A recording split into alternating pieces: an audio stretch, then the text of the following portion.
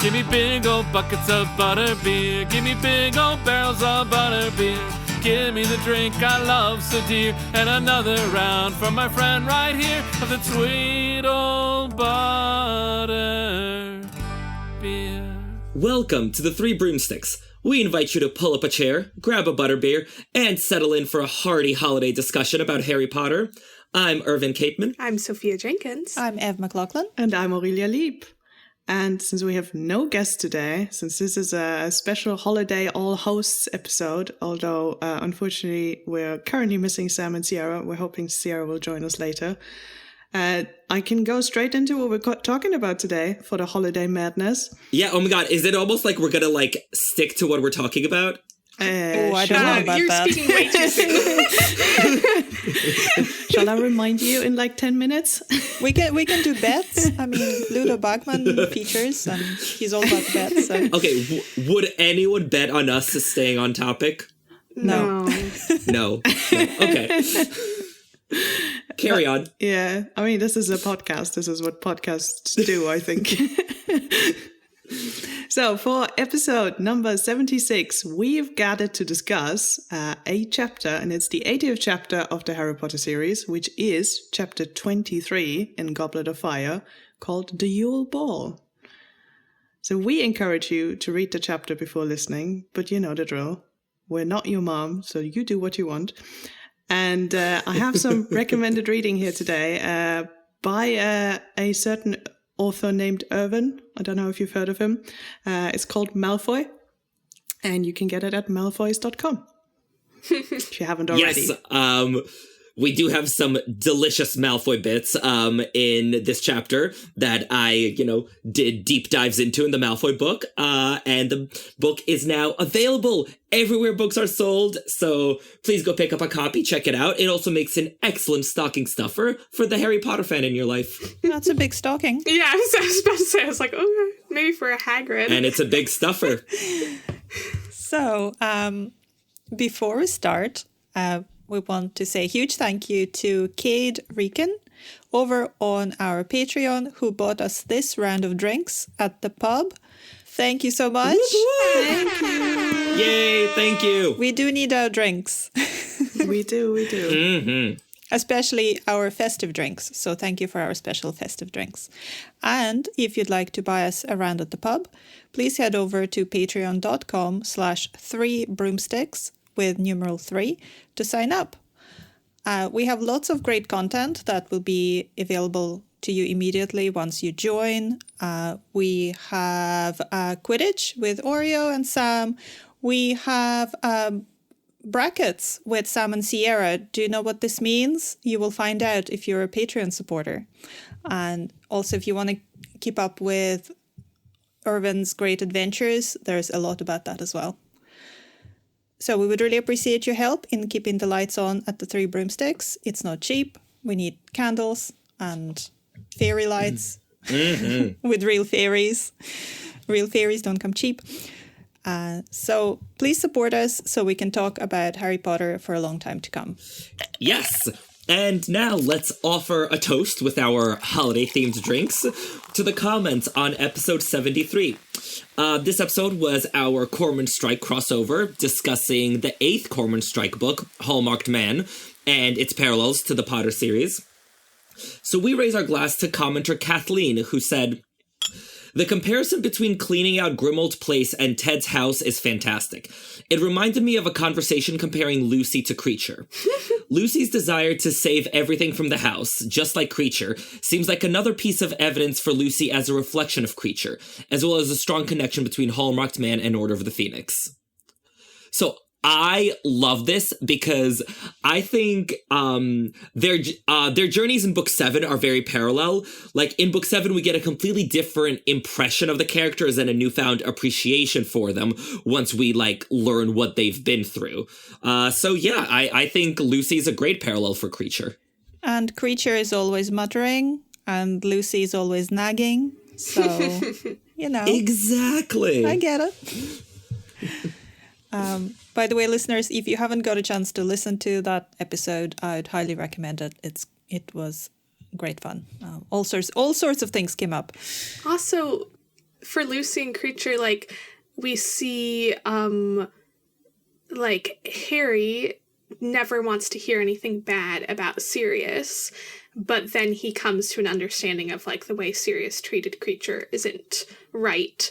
And same with Lucy and Leda. Like, Strike never wants to hear anything bad about Leda, but then he sort of actually admits to Lucy that she wasn't a very good mom. Oh, that's really good. Yeah, no, the Strike episodes are always fun. Thank you, Kathleen, and listeners. We always look forward to hearing your comments, so, leave us your thoughts on the website. And now it is time for Sam's chapter summary. So who's going to channel Sam today?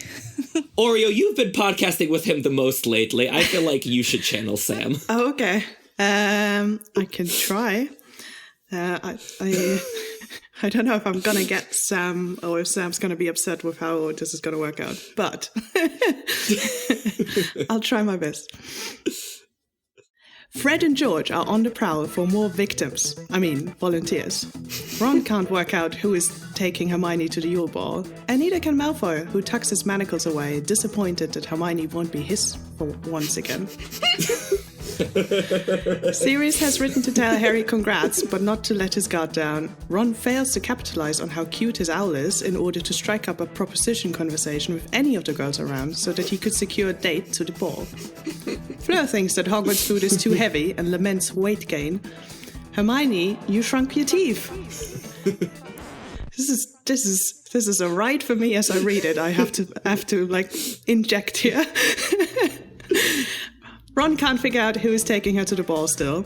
Dean can't figure out how Ron and Harry got the best-looking girls in the year to go with them to the ball. And Dobby made socks that don't kill Harry, which is nice. Christmas goes off with many hitches. Ron figures out that Hermione had been courted by someone way better than him. So now Hermione's standards will always be too high, and she'll never date him, much less marry him and bear his children. Harry hates music and dating. Percy loves his boss. Ludo Bagman loves fake swans. Hermione loves International Wizard Corporation, and Ron loves shouting at her. Snape loves shouting at Karkaroff. Hagrid loves Madame Maxime, but she hates being called exactly what she is.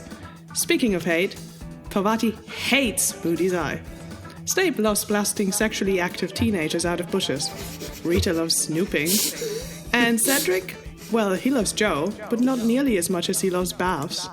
Oh, and Dumbledore? Turns out, likes pork chops, but really loves chamber pots. That about covers it. There's a lot of love in this chapter. A lot of love. Lots of holiday love. And a lot of hate. A little bit of hate. My first thought with Hermione loves international magical cooperation, I was like, oh, is that what we're calling it now? Right? That is exactly what we're calling it. She's been cooperating, all right. Yep. Thank you, Sam. I hope I did you justice, but it was definitely fun to read. But before all the Christmas love happens, the chapter opens with, which I was like, Harry's in no mood for homework. Shocking. Like the commentary, I was like, oh yeah, that's new. Otherwise, he's so obsessed with it. Okay, but come on. The start of the Christmas holidays, before the ball, like, no one's in the mood for homework except Hermione. Yeah, exactly. I think that's very, very justified. And I feel like I have to defend my boy Harry here, that he does do homework sometimes out of his own accord. It does happen. It is in the text, so. Yes, Harry canonically does homework. He does. He doesn't in the movies, but he does in the books. So there. I will die on this hill. He does. I thought it was funny how much the text like pointed out he wasn't in the mood for it. I was like, yeah, but like who can blame him? Like, of course not. Yeah.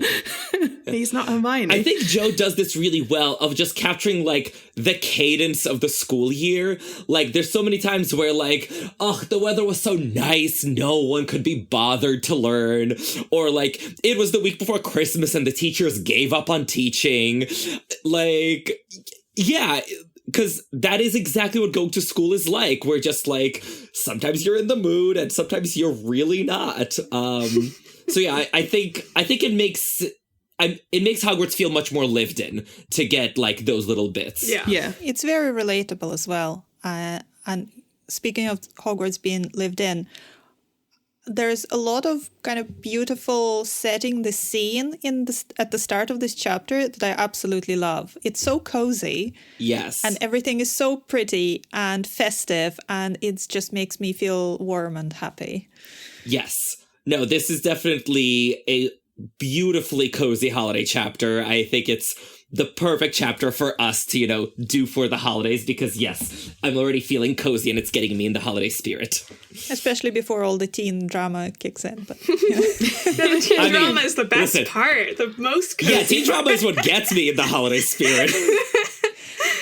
As an aunt of this podcast, I feel like I also enjoy just being quiet in the common room with a big cup of tea.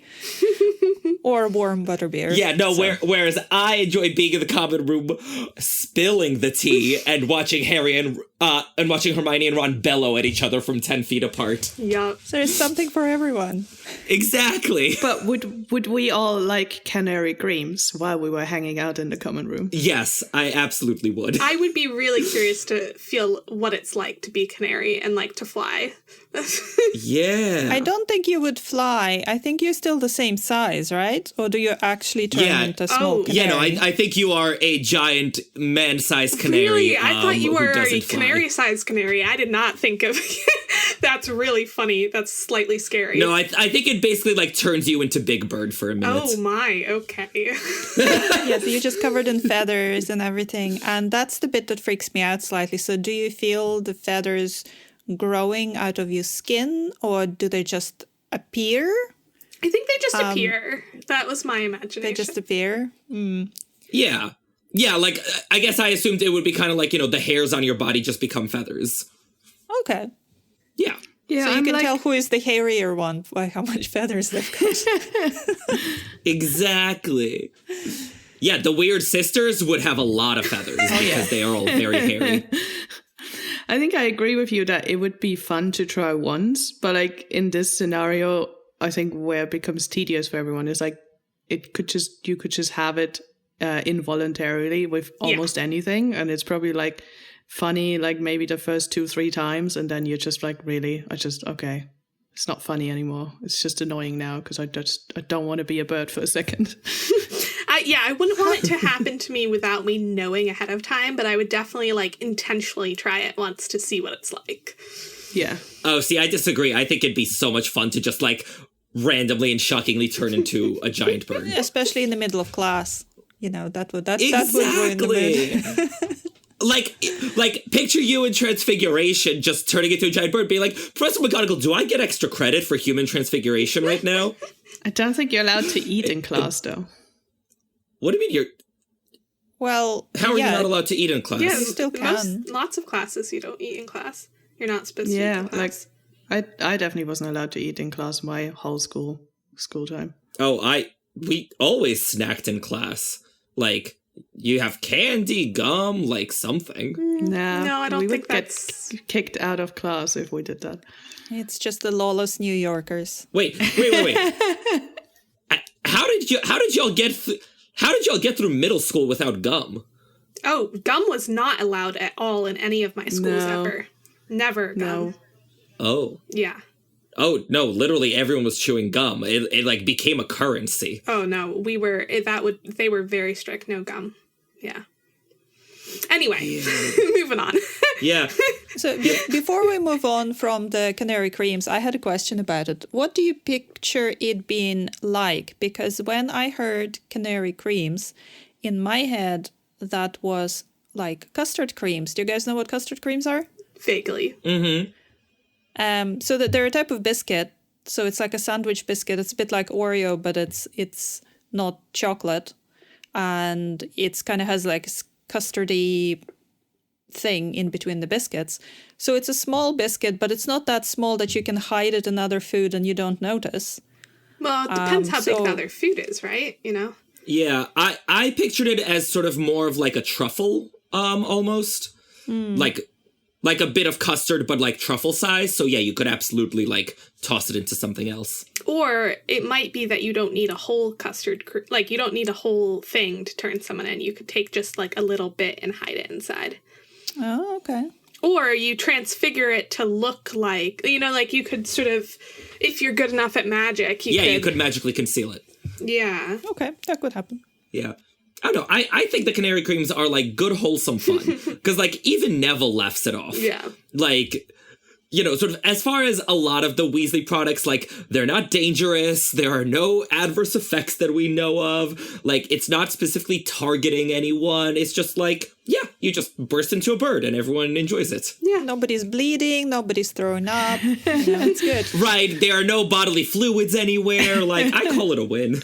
No, I agree. I think it's just because it's become so rampant and it's everywhere that people are a bit like, okay, this was funny like 2 days ago. Now it's just a bit much. I don't know. Being a teenager, I think this would be solidly amusing for like a month. And then we'd be over it. I mean, all of the kids nowadays are like obsessed with saying 6, 7, which is just objectively not funny. So I think, yes, it would last a long time. All right. Also, question for our millennials on the podcast. Does anyone understand it? No, that's not a millennial thing. That's a Gen Z thing. Yeah, no, that's why I'm saying we are all millennials. Okay. So does anyone here understand it? No. I have no idea, and I was too afraid to ask. I think it's literally just a made-up thing. It's just... Yeah, I was going to say. It's just dumb. It means nothing. They just think it's funny. Huh. Yeah. Yeah, okay. See, I kept seeing it, and then I looked it up, and I was like, this is such a waste of my time. Yeah. Mm-hmm. I was wait, you did look it up? So do you understand what it's about? When, as Sophia says, it means nothing. It means nothing. It's like when they say like skibbity or whatever. So how is it funny if it means nothing? I don't know. This is what I don't understand. So, yeah. Canary creams are infinitely funnier, so... Yes, agreed. Also, there is a great joke about the 7, 8, 9, which, at least makes sense. I really thought this was a reference to, like, 8, because all the kids are saying, like, you ate this, you ate that. So I was like, oh, is 6, 7 like a reference, like 6, 7, you ate type thing? No. And no, apparently it's not. Nothing. It's not even that clever. Yeah, it's not clever. So we're just old, is that what you're saying? Yeah. Yeah. We are all out of touch. And we have a better sense with of the humor. youths. Yes. Yeah, let's go with that. I like that. I was wondering as I read this chapter and I was sort of like setting the scene. I have multiple colleagues who are French and one of them sits right next to me and I spend quite a lot of time with her. So maybe this is why it stood out to me so much. But is Fleur too much of a French stereotype? Because I like know too many French people at this point in my life that I'm like, this is just over the top. Oh, see, I also had French coworkers for 7 years, and I think it's spot on. Like, I think Fleur is just the right amount of French stereotype because I find her endlessly entertaining as someone who dealt with French people. I don't have enough experience to say, but...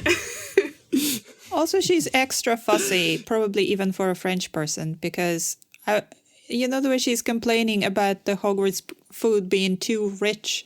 I was thinking, a French person who would be at a French Christmas eating a lot of French food, which is famous for its use of butter and cream.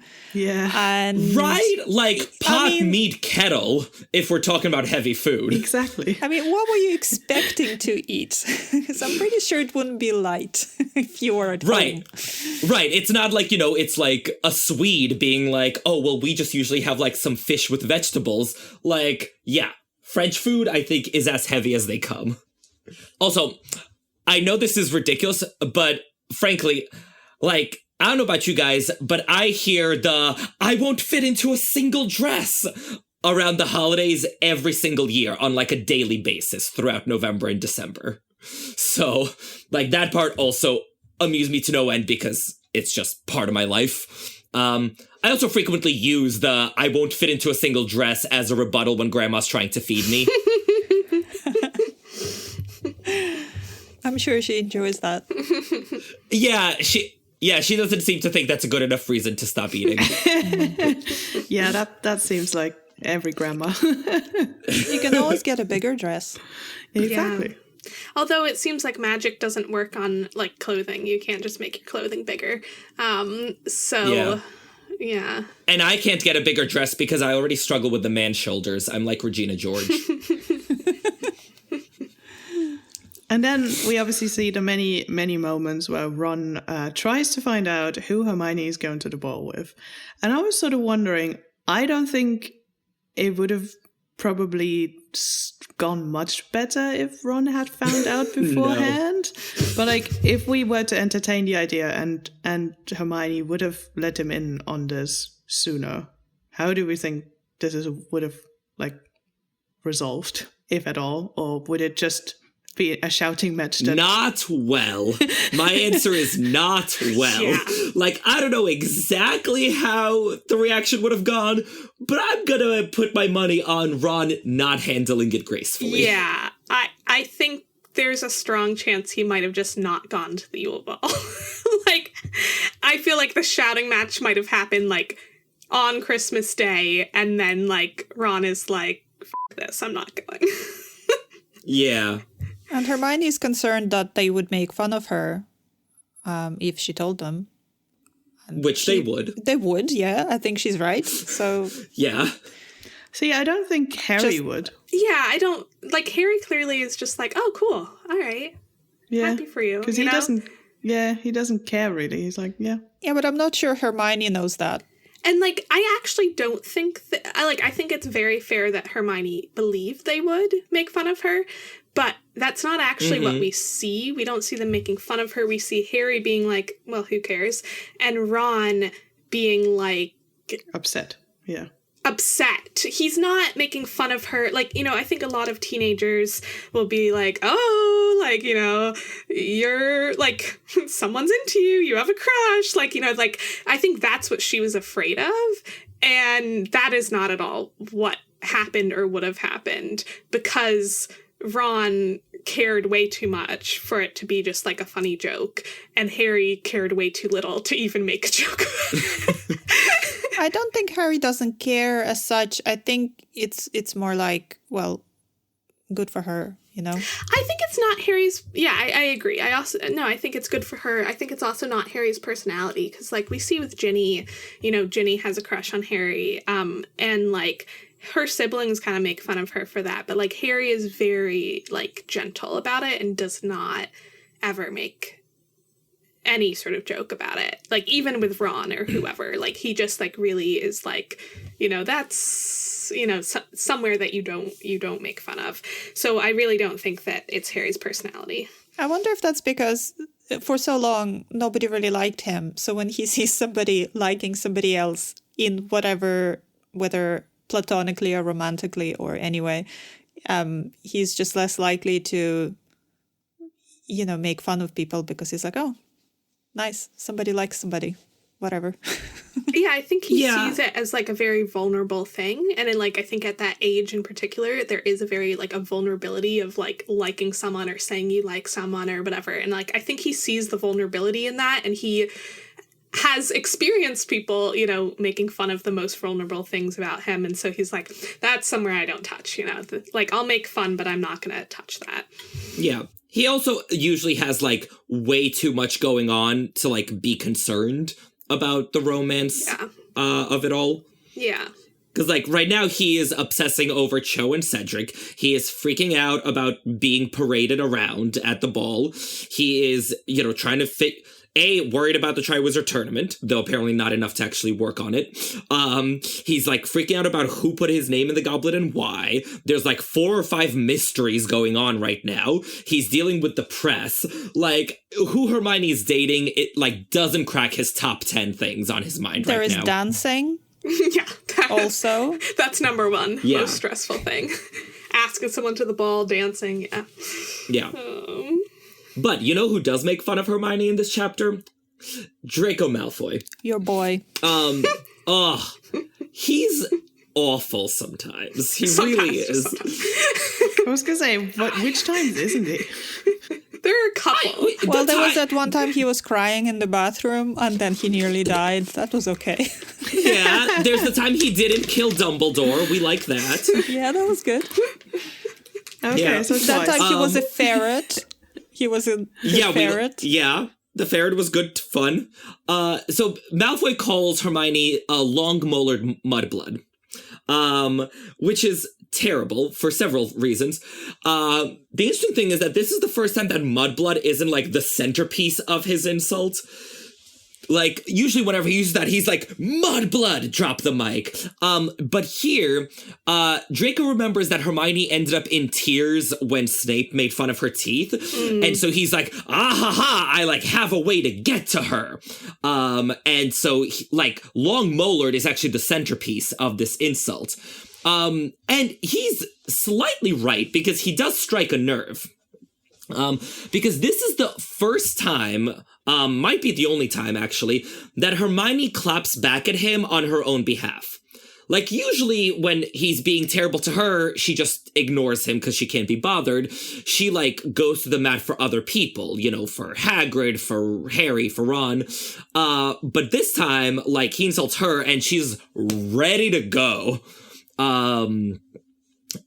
Now, unfortunately for Draco, Hermione's better at this and knows which nerve to strike.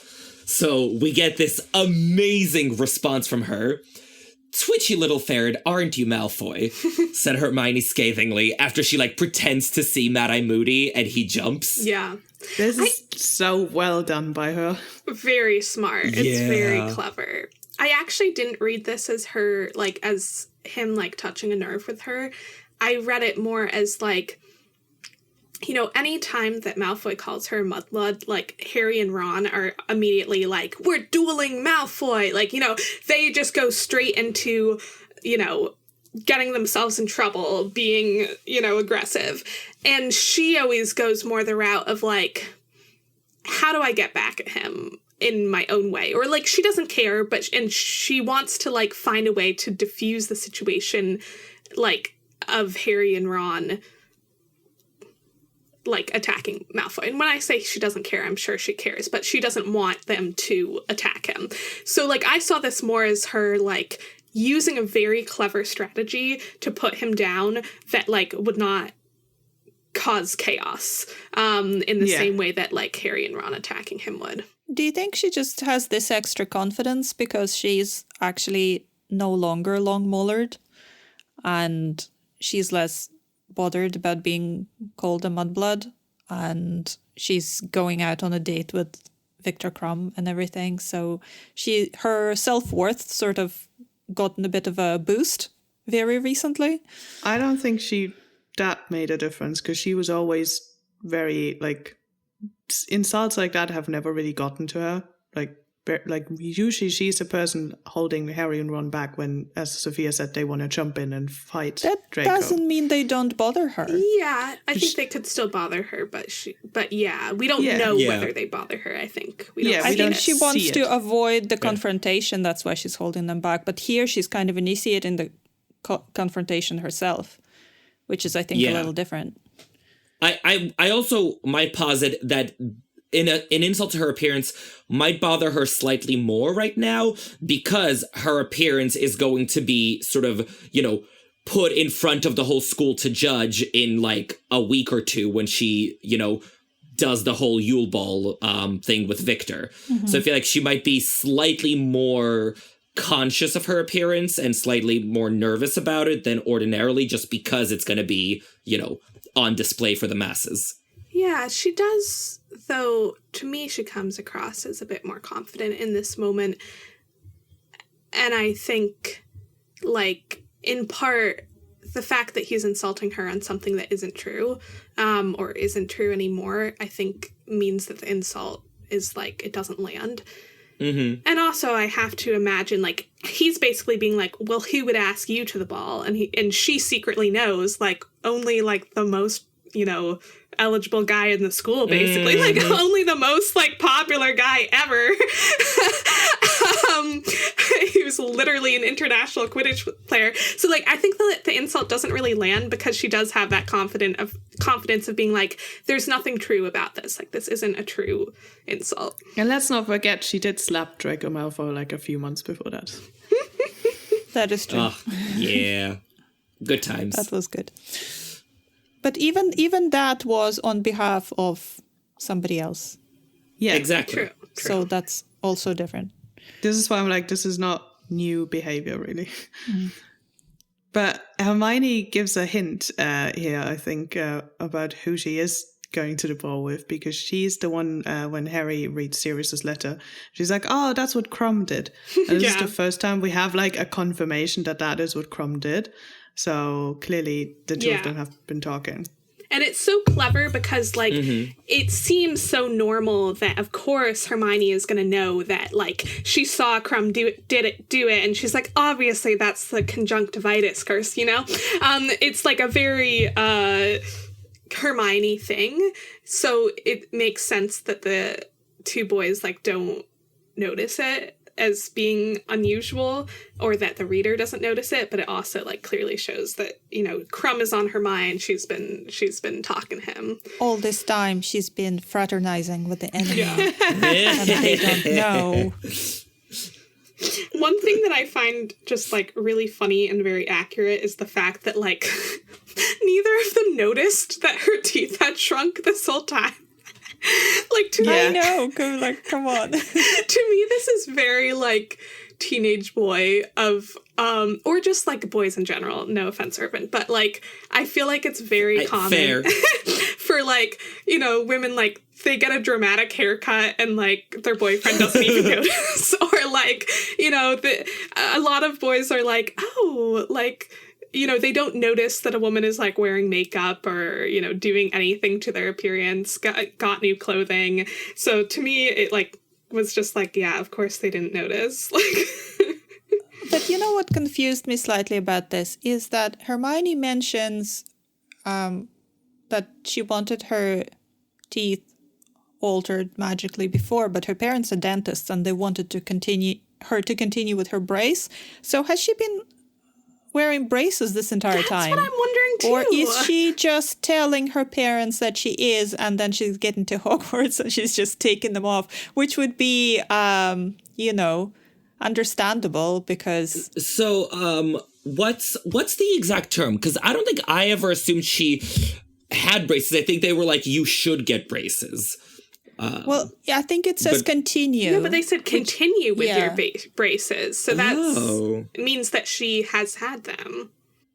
Oh. I think But there's different types of braces. So there's ones that are not fixed in your mouth that you can, like, remove and that you may only have to take in overnight and stuff. Like a retainer? No. Or... Yeah, we call those retainers, not braces. There are braces that aren't fixed as well, because I had those when I was kind of a preteen, and they were horrendous and I hated them, and I think I've kind of just stopped using them after a while, and then I decided, you know what, I don't care. So that's why that's what made me think of Hermione just telling her parents she's continuing with her braces and then just not. Is that something you wear all day or only at night? It depends what the instructions are, really. Yeah, it depends. The one I had was supposed to be all day. Yeah, same. But you can take it out. Yes. Yeah, you had to take it out to, like, eat and stuff. So I think it's more like what Americans would call a retainer. Yeah. Because... See, I have a retainer in my mouth that is fixed, so that does not translate for me. Well, I think, at least to my knowledge, when Americans are talking about braces, it's always, like, the ones that are, like, literally on your teeth, as in, like, the front of your teeth, or sometimes the back, I guess, that, like, they are stuck on your teeth and, like, connected to each other, like the little, and that the retainer is usually the metal stuff. The metal, like, it's a different shape and, like, goes, more, like, in your mouth. Yeah, so knowing that, like, this could mean either retainer or braces, I think makes a bit or like in the American term, makes a bit more sense to me, because like I feel like it would have been mentioned before if she had like braces like what Americans think of as braces, because they're like so obvious, you know. That's just like you can't miss them, so you'd think it would come up. Also, I feel like, you know, Draco would definitely tease her about having braces. Yeah. Like, that's like the most muggle thing ever to like, you know, I think that would really be like a marker of her being muggle-born. Whereas if she has like a retainer that is less obvious, then probably like most people wouldn't know, except maybe if she's like taking out to eat, or if it's only at night or something, maybe her like other people in her dorm. Yeah, well, you see, the one I had was very obvious and very metal, so I think that's what I keep having in my mind. So, and yeah, I would say if I was in Hermione's situation, I would totally just not do it and then go home during the holidays, which she's kind of doesn't go home very often anyway, and just wear them then. Yeah, I mean, but I now can she totally doesn't see have that. to. Thank you, Madame Pomfrey. Yeah. So actually, I wanted to talk about the fact that her parents said that she says her parents think teeth and magic shouldn't mix. Because like we don't really see her parents objecting to magic in literally any other context. So I think they don't know. I think she's very selective in what she tells them, if anything. She's not that selective, because she's told them all about Harry. And, you know, I assume at least some of the adventures that they've gone on. You know, in hindsight, once it all turned out okay. We don't really know that much about what she's told. And we don't know how she presents it and what she might have just been like, yeah, Harry, my best friend. Be like, I have this friend who was petrified all year. And they're like, oh, petrified as in like scared, like when you watch a scary movie. And they'd be like, yep, just like that. Yeah, be like, she couldn't move. She was so petrified. Yeah. And they were like, oh yeah, you know, children always exaggerate. Yeah. I don't know. I always assumed this bit was kind of because, because they're dentists and they're like, we devote our entire lives to like fixing teeth, like the long, hard way. And like, we don't want to hear that there's a 1-minute spell that can do that better than we can. Yeah. Like, I think that might be like a thing they take slightly personally. I agree. I think like they would take it personally if Hermione is like, yeah, using magic to do the thing that is like literally their livelihood. I mean, I would feel that too. I would just be like, well, that's so like, what? You know, it makes sense to me. Yeah. I mean, like, I literally am feeling that when everyone's like, oh, you can get AI to write books. And I was like, no. Yeah. I don't think you can.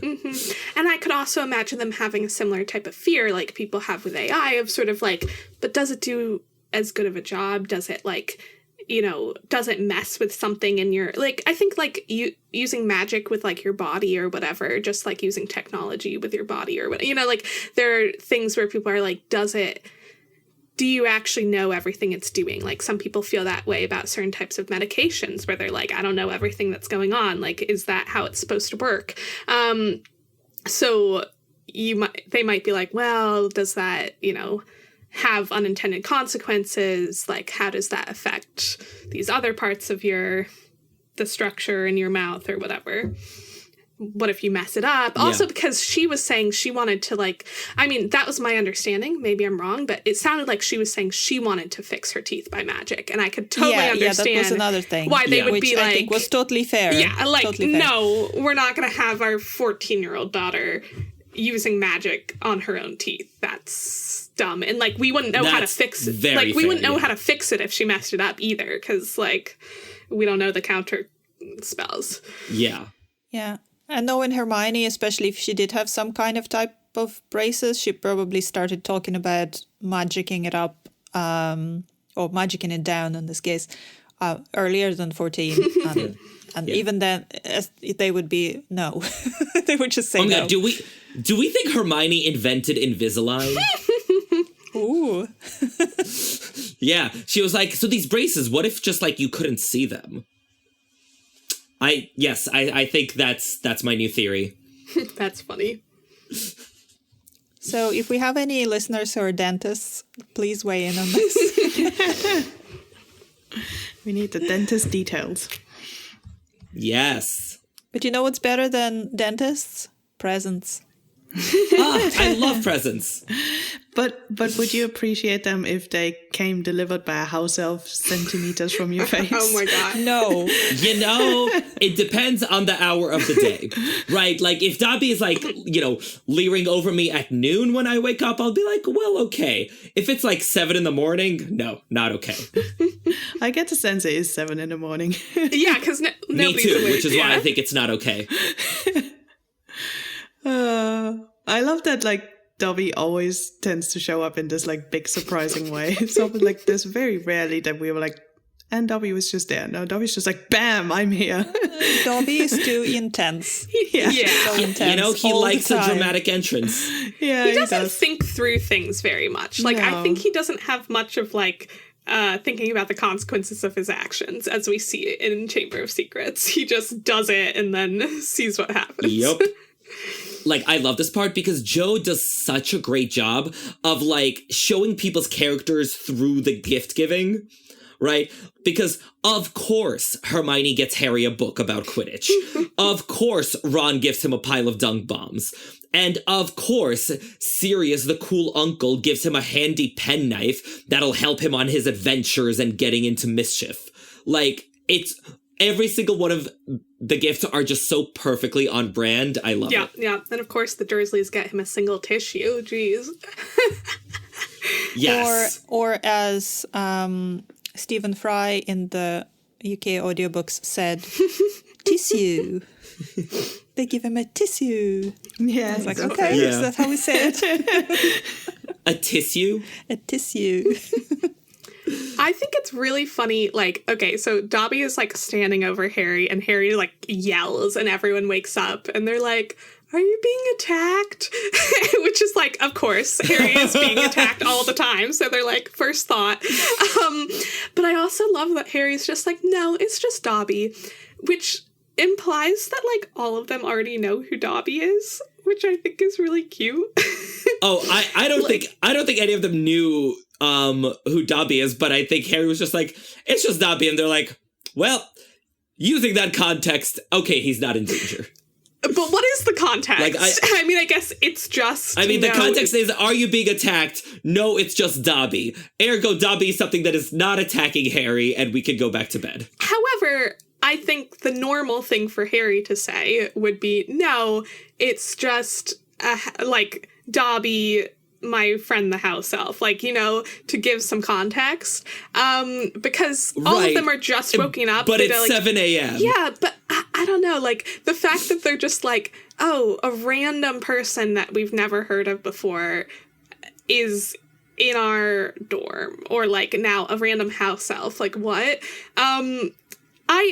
I think that it shows that they do know who Dobby is, which makes me think that it must be, like, back in Harry's second year. Like, if I was Dean, Seamus, and Neville, I would be like, Harry, like, you know, why was that bludger, like, following you around all the time? Like, what was going on in that game? And Harry's like, ugh, like, I don't know, there's this house elf that just, like, has it in for me. Or, like, I don't know, he's trying to save my life, he's doing a bad job of it, like, and then at the end of the year, they're just like, oh, like, tell us more about what happened in the Chamber of Secrets. And he's like, yeah, and I freed this house elf, like, Draco Malfoy has this house elf who's been trying to save me, but he's been, like, also sending bludgers after me. It makes me think that maybe Harry tells the other 3 boys in his dorm more than we see him tell them. That's fair. Also, it would be quite funny after everything turned out okay, because boys, especially at that age, do enjoy the tales of mortal peril and bodily harm. And I think they'd find the whole house elf trying to maim or seriously injure Harry. Quite hilarious. Yeah, and like, you know, the couple of instances are really dramatic. It's like they drove a flying car into school, and like I'm sure that all the other boys are like, wait, but like why did you do that? Like, was it just for fun? Like how was it? Like what happened? And they're like, no, like, you know, we couldn't get through the and then through the barrier. And then like once Harry learns that it was Dobby, I could imagine him being like, you know how we couldn't get through the barrier, you know? This dumb house. Yeah, okay. All right, I'm convinced. Though I still think that it's perfectly plausible for 7 a.m. to just be like, all right, he's not dead. Sure.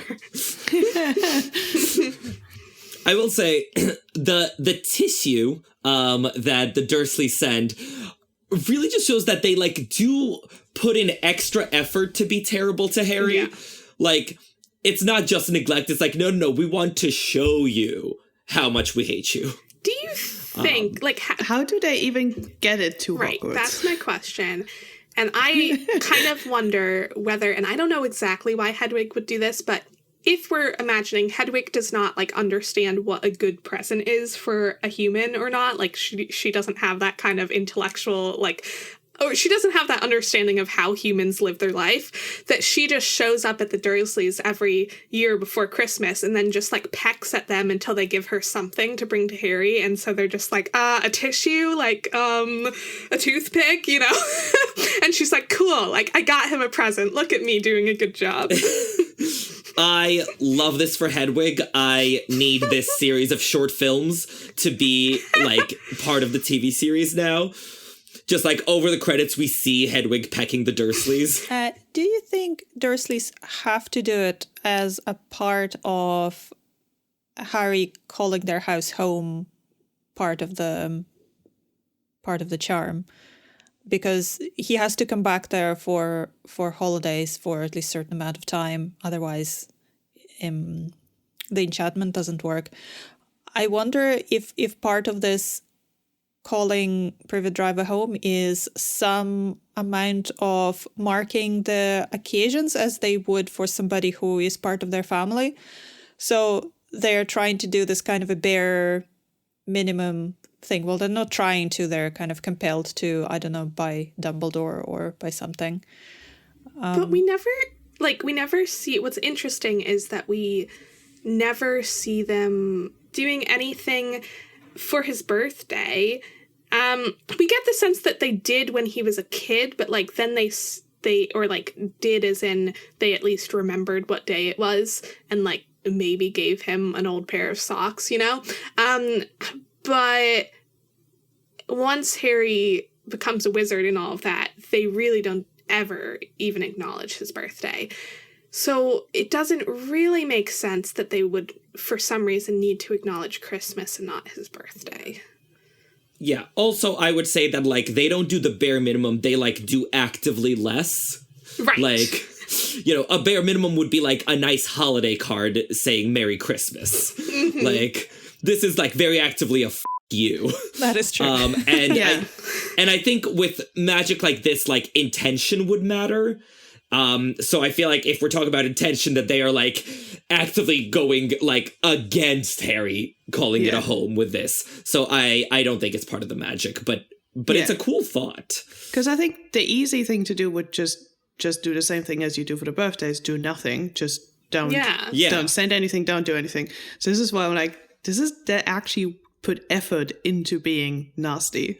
Right. So yeah. Because, like, Harry never sends them anything. It? Yeah, like, it's not like Harry feels, like, some obligation to send them something. So, yeah, it's a lot of effort to go to. And given, like, how does it get... Send them a dung bomb, because he has a few now. Seriously. But, like, honestly, it shows, like, Harry's maturity that he doesn't actively go... Well, maybe maturity, and also he doesn't want to deal with the consequences. So, yeah. I mean, that's part of maturity. Well, that's true. Yeah. That's fair, honestly. You really want to do something and then you think about it for a hot second and you go, but then if I do this other thing will happen and I don't want it to, so I won't do the thing. Yeah. No, I think my only explanation is that Hedwig, like, insists on it, which is very sweet. And just, like, Yeah, it is cute. Yeah, Because Yes, doesn't I like it a lot. Hedwig do that at some point, but with Ron with and Ron Hermione. and Hermione, yeah. Yeah, she comes and pecks them until they send something. Yeah. Yeah, in Order of the Phoenix, when Harry is like, don't let them not send answers. I need answers. Yes. Yeah, so I guess there is a precedent. So. And I'm just imagining Hedwig is like very proud of herself because to her, like, she doesn't like, what's the point of a tissue? She doesn't know. Like, what's the point of a toothpick or a coin? Like, she has no idea. She's just like, I don't know. It kind of reminds me of. But she's also how, like, what's the point of a book or a yeah, dung like bomb? what? None of it makes any sense. So it's just like, you know. My human gets it, and my human is happy when someone gives them these things. So, you know, I need to make sure that he gets it. Yeah. And it kind of reminds me of cray. like how crows like love shiny things and like just like, you know, it doesn't matter what it is. It just like, so they like collect all of this kind of like trash or whatever, but as long as it's shiny. So, like, for her, like, it doesn't matter what it is as long as it's a present. Apparently, if a crow takes a liking to you, it can start bringing you shiny bits. And I've leave them heard. Now I near want your a door, crow yeah. friend. Wait, I want a crow to I like know. me. Me I want too. shiny things. That would be great. Now I'm thinking about, is it in like Finland or Sweden? We might have to cut this because I clearly don't know enough of the details.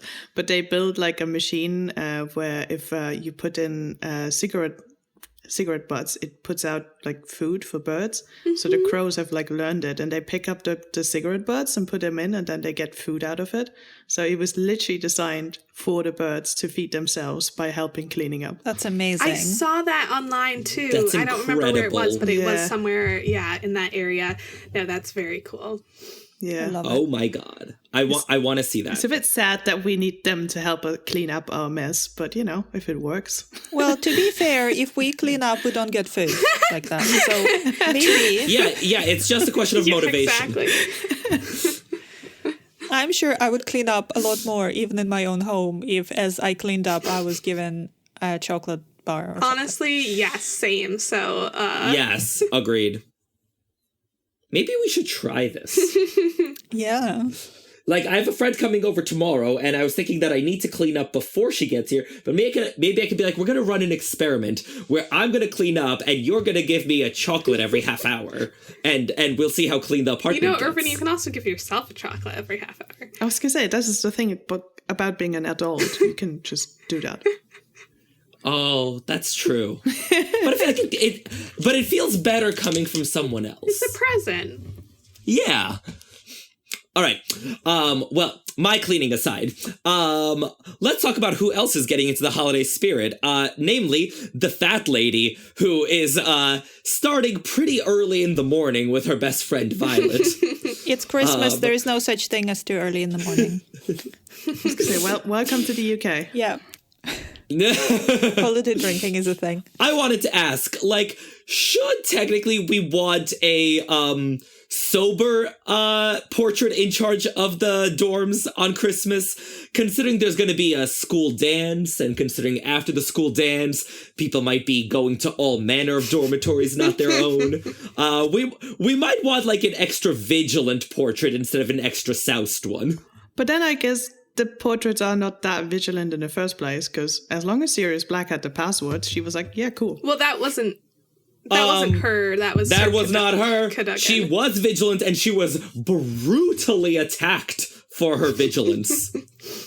Yeah, I'm not sure Hogwarts cares that much about what their students do with each other in whatever area.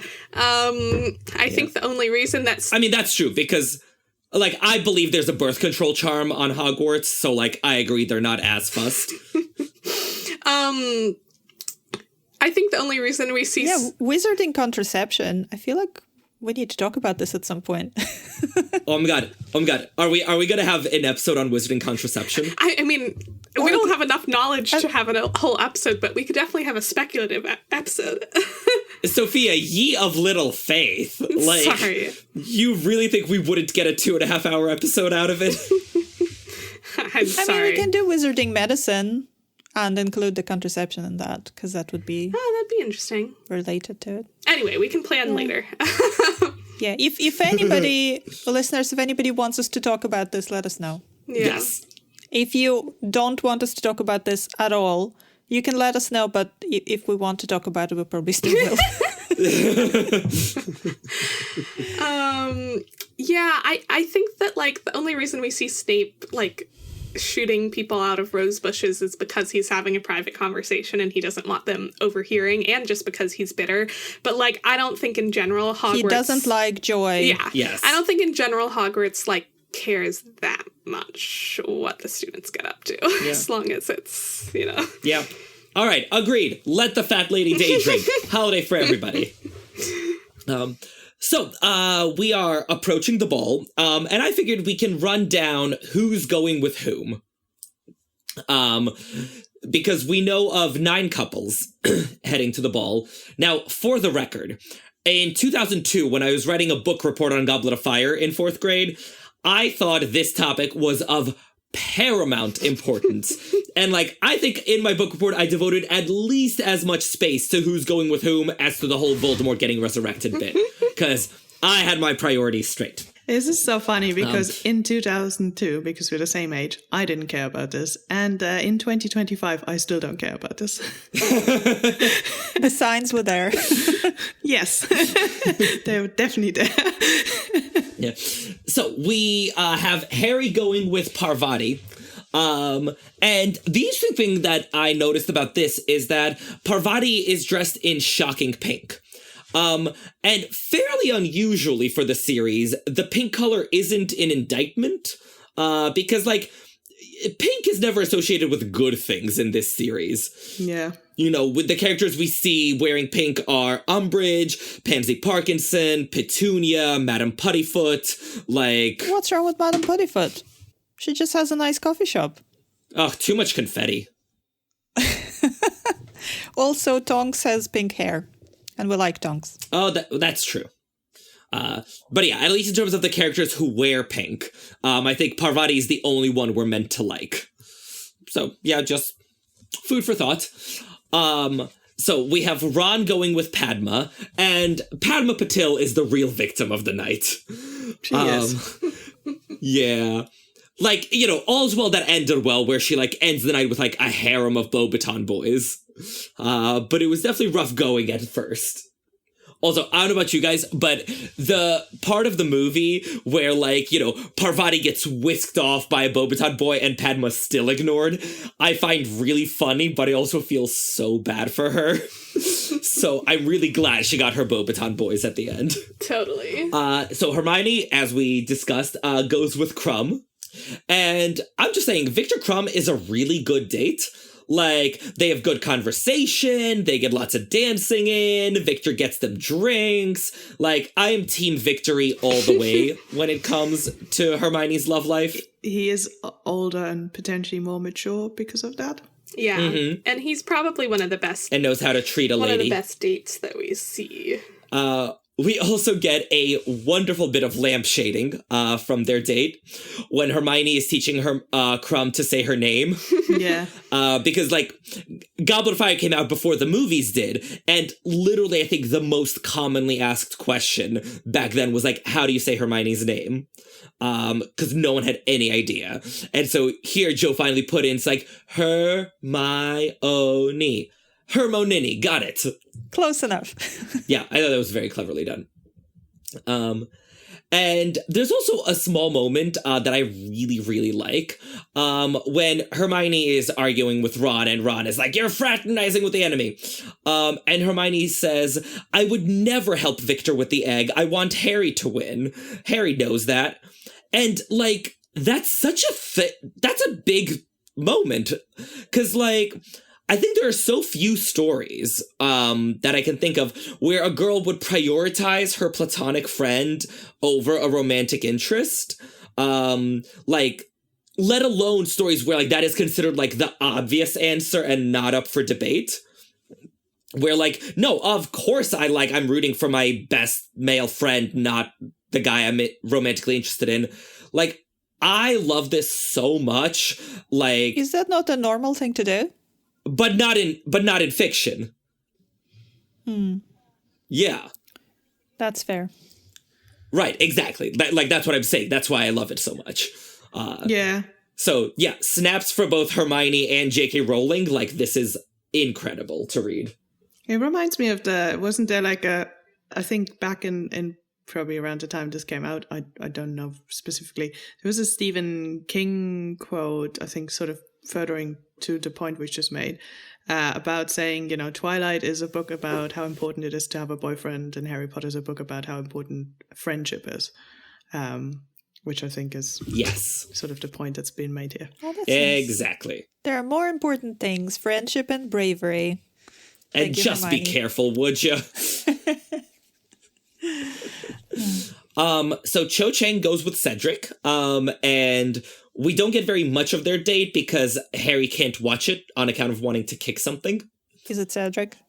Yeah. Honestly, I'm sure they had a lovely time. I think Cedric was a perfect gentleman. He seems like a nice guy. And they could talk about Quidditch and things. Yeah. They could do more than talk, And Fleur goes with Roger Davies. And I adore this. I believe this is the debut in the series of Roger Davies the himbo. And I am so here for it.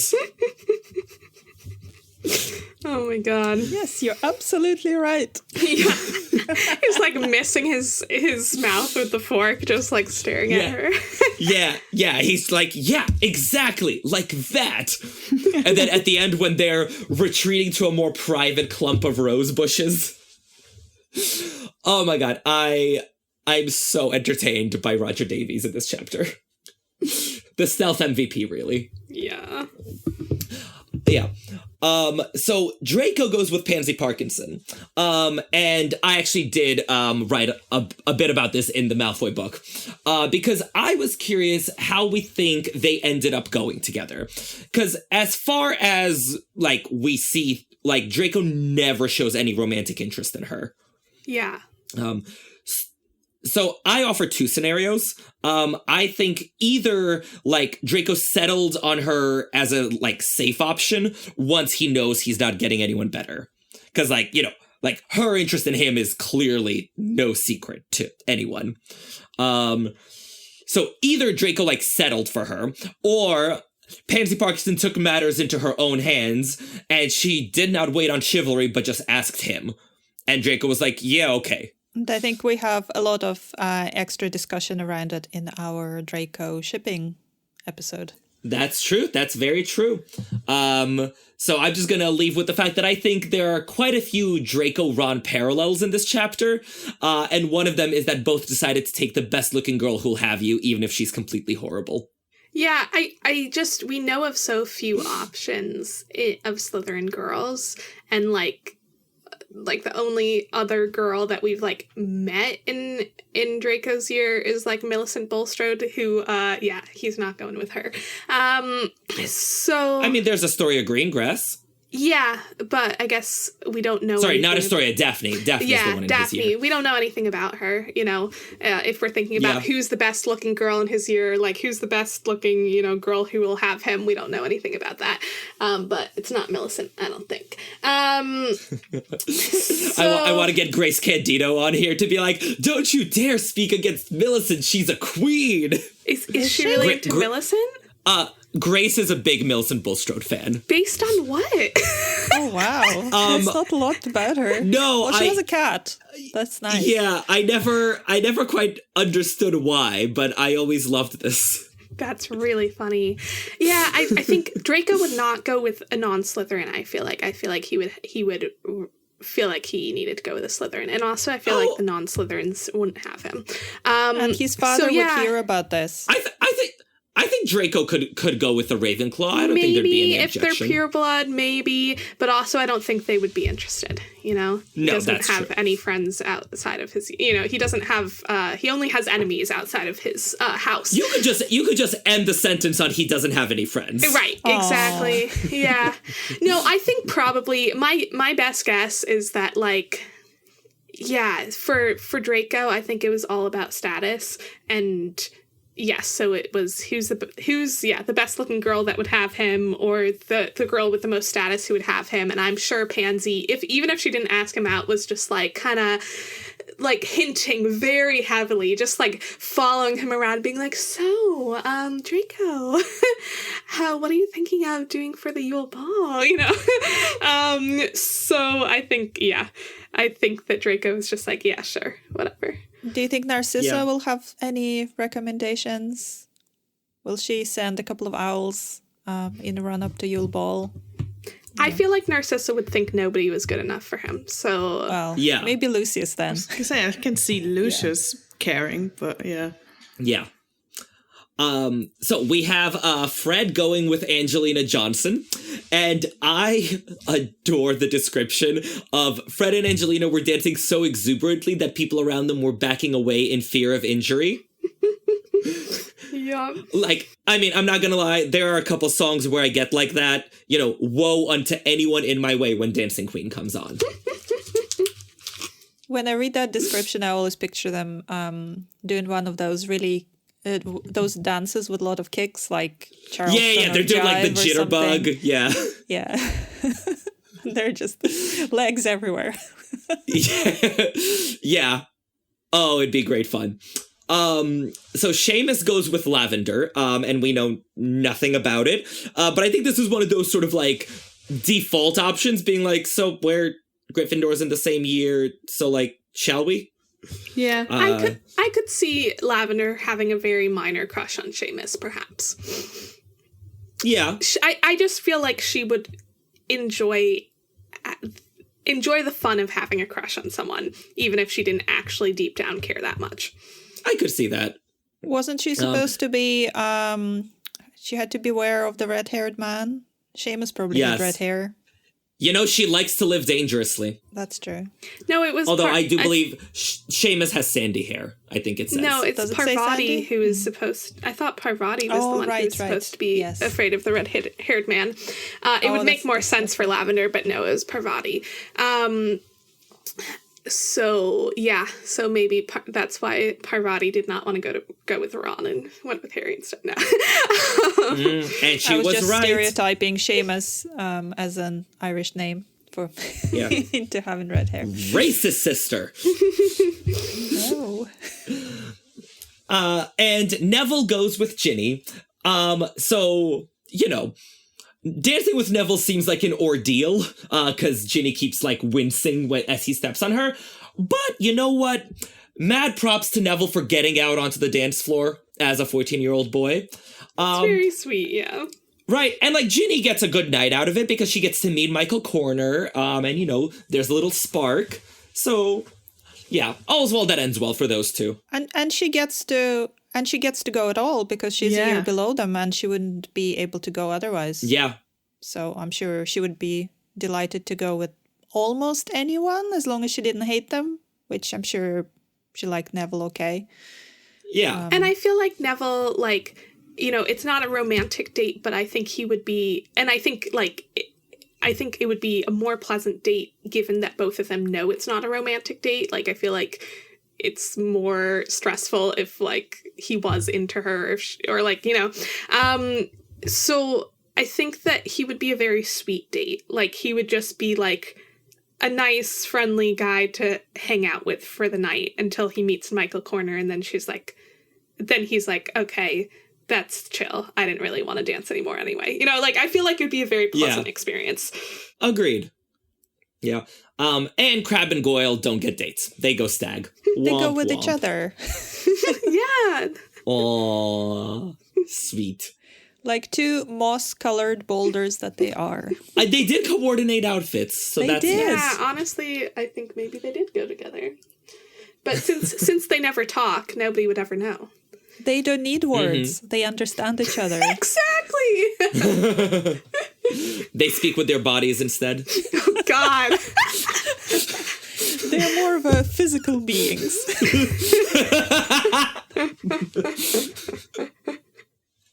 This could be a very cute, like, comic strip with, like, a wordless comic strip of, like, Crabbe and Goyle, like, you know, falling in love and... Yes. It would be the Heartstopper of our times. Yeah, and like starting to date, and like Draco just in the background, like totally oblivious to the fact that his two best friends are dating. Love it. So actually, we talked about Ginny getting to go because she's too young. So I think we can be reasonably certain that the only reason the fourth years are going, like fourth, fifth years are going, is because Harry's a champion. Like, I'm pretty sure the initial intention was to just have the students of age go. I'm guessing more like, I would imagine maybe like fifth year and above, or sixth and seventh year or something. But yeah, maybe they'd extend it to sixth year, but I think they would want like 17-year-olds and up, because like, I don't think any of the adults are particularly thrilled about 14 to 16-year-olds running around at the ball, let alone the 14-year-olds going to the same school dance as the 18-year-olds, because, bad influence. Like I said, I don't think they care. But this rule is in place before the Harry is champion, because they have it on the school list. Oh, you're right. That's true. You're right. That is true. So I think this has always been the case. Also, like, if it was only the 7th years, then it would be like 30 people. It's not much of a ball. Right. I was about to say it'd be really small. No, there's more people than that. I think it's because J.K. Rowling can't math. It doesn't work out. Yeah, but there's a minimum of 40 people per year. So you figure their dates plus the other schools, like, you'd still have like 100 people there if it was people of age. I don't think so. That's a I'm big not reach. sure. Either way, I think you're completely right that this was planned from the beginning, because they have to get dress robes before they come. And it doesn't make sense to have that, like, a required thing on your school list if it's, like, only if an older student asks you out. Like, yeah. So I think, yes, they were planning to do 14. Which actually, I've always wondered how Ginny gets dress robes, because she wouldn't have to bring them with her. So how does she actually get dress robes when she gets asked out? I'm sure Molly can send her something. Yeah. Or she borrows from Or she another girl honestly, maybe if she had some of, like, her savings, she might have, like, gone to a Hogsmeade weekend and like, gotten a dress robes. Though I'm not sure there is one in between those.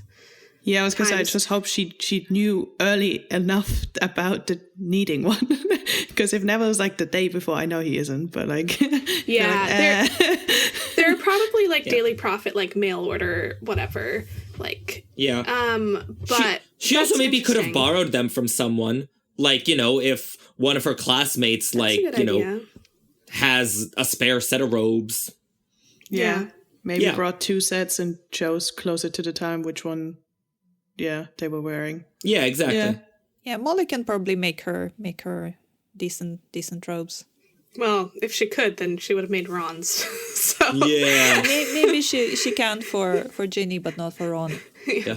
Oh my god! So Ron's dress robes, like, having been a 14-year-old boy, my heart bleeds for him.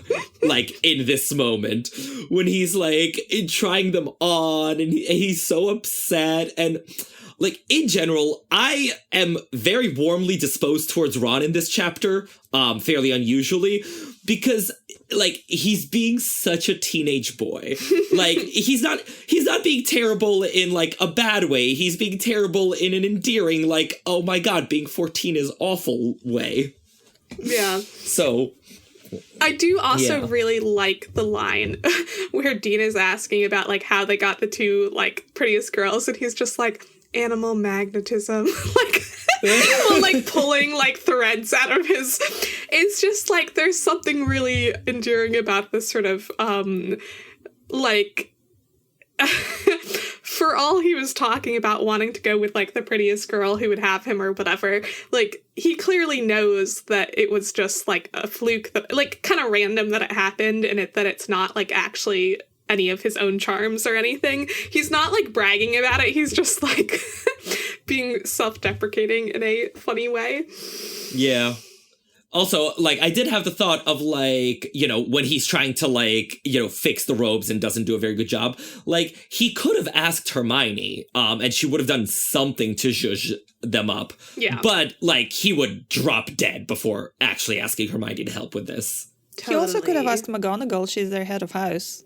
Oh, what? So, no, I would never. Oh, so in principle, she no. is in charge of their, whatever it's called, pastoral care or something. So obviously he wouldn't ask her because he would be terribly embarrassed and intimidated. But if he wasn't, there is a possibility that she could have helped him with that. I don't think that McGonagall sees that as being her job. I think it's interesting because I agree that McGonagall is almost shockingly hands-off, considering she is the head of house, because in a real boarding school, as they've said, that would fall in your duties. And McGonagall was like, nah, whatever. I don't want to deal with you. We don't know if she's hands-off, though. We know that Harry barely ever goes to her unless it's like a massive, massive thing. And Ron never goes to her. We don't know if any of the other Gryffindors go to her, because any of the times that Harry ends up almost, in spite of himself, in a situation where he has to confide in her with something to do with school, like an Order of the Phoenix or something, she's actually, she's brusque and she's very matter of fact, and she's not very, touchy-feely, but, she does care about her students an awful lot.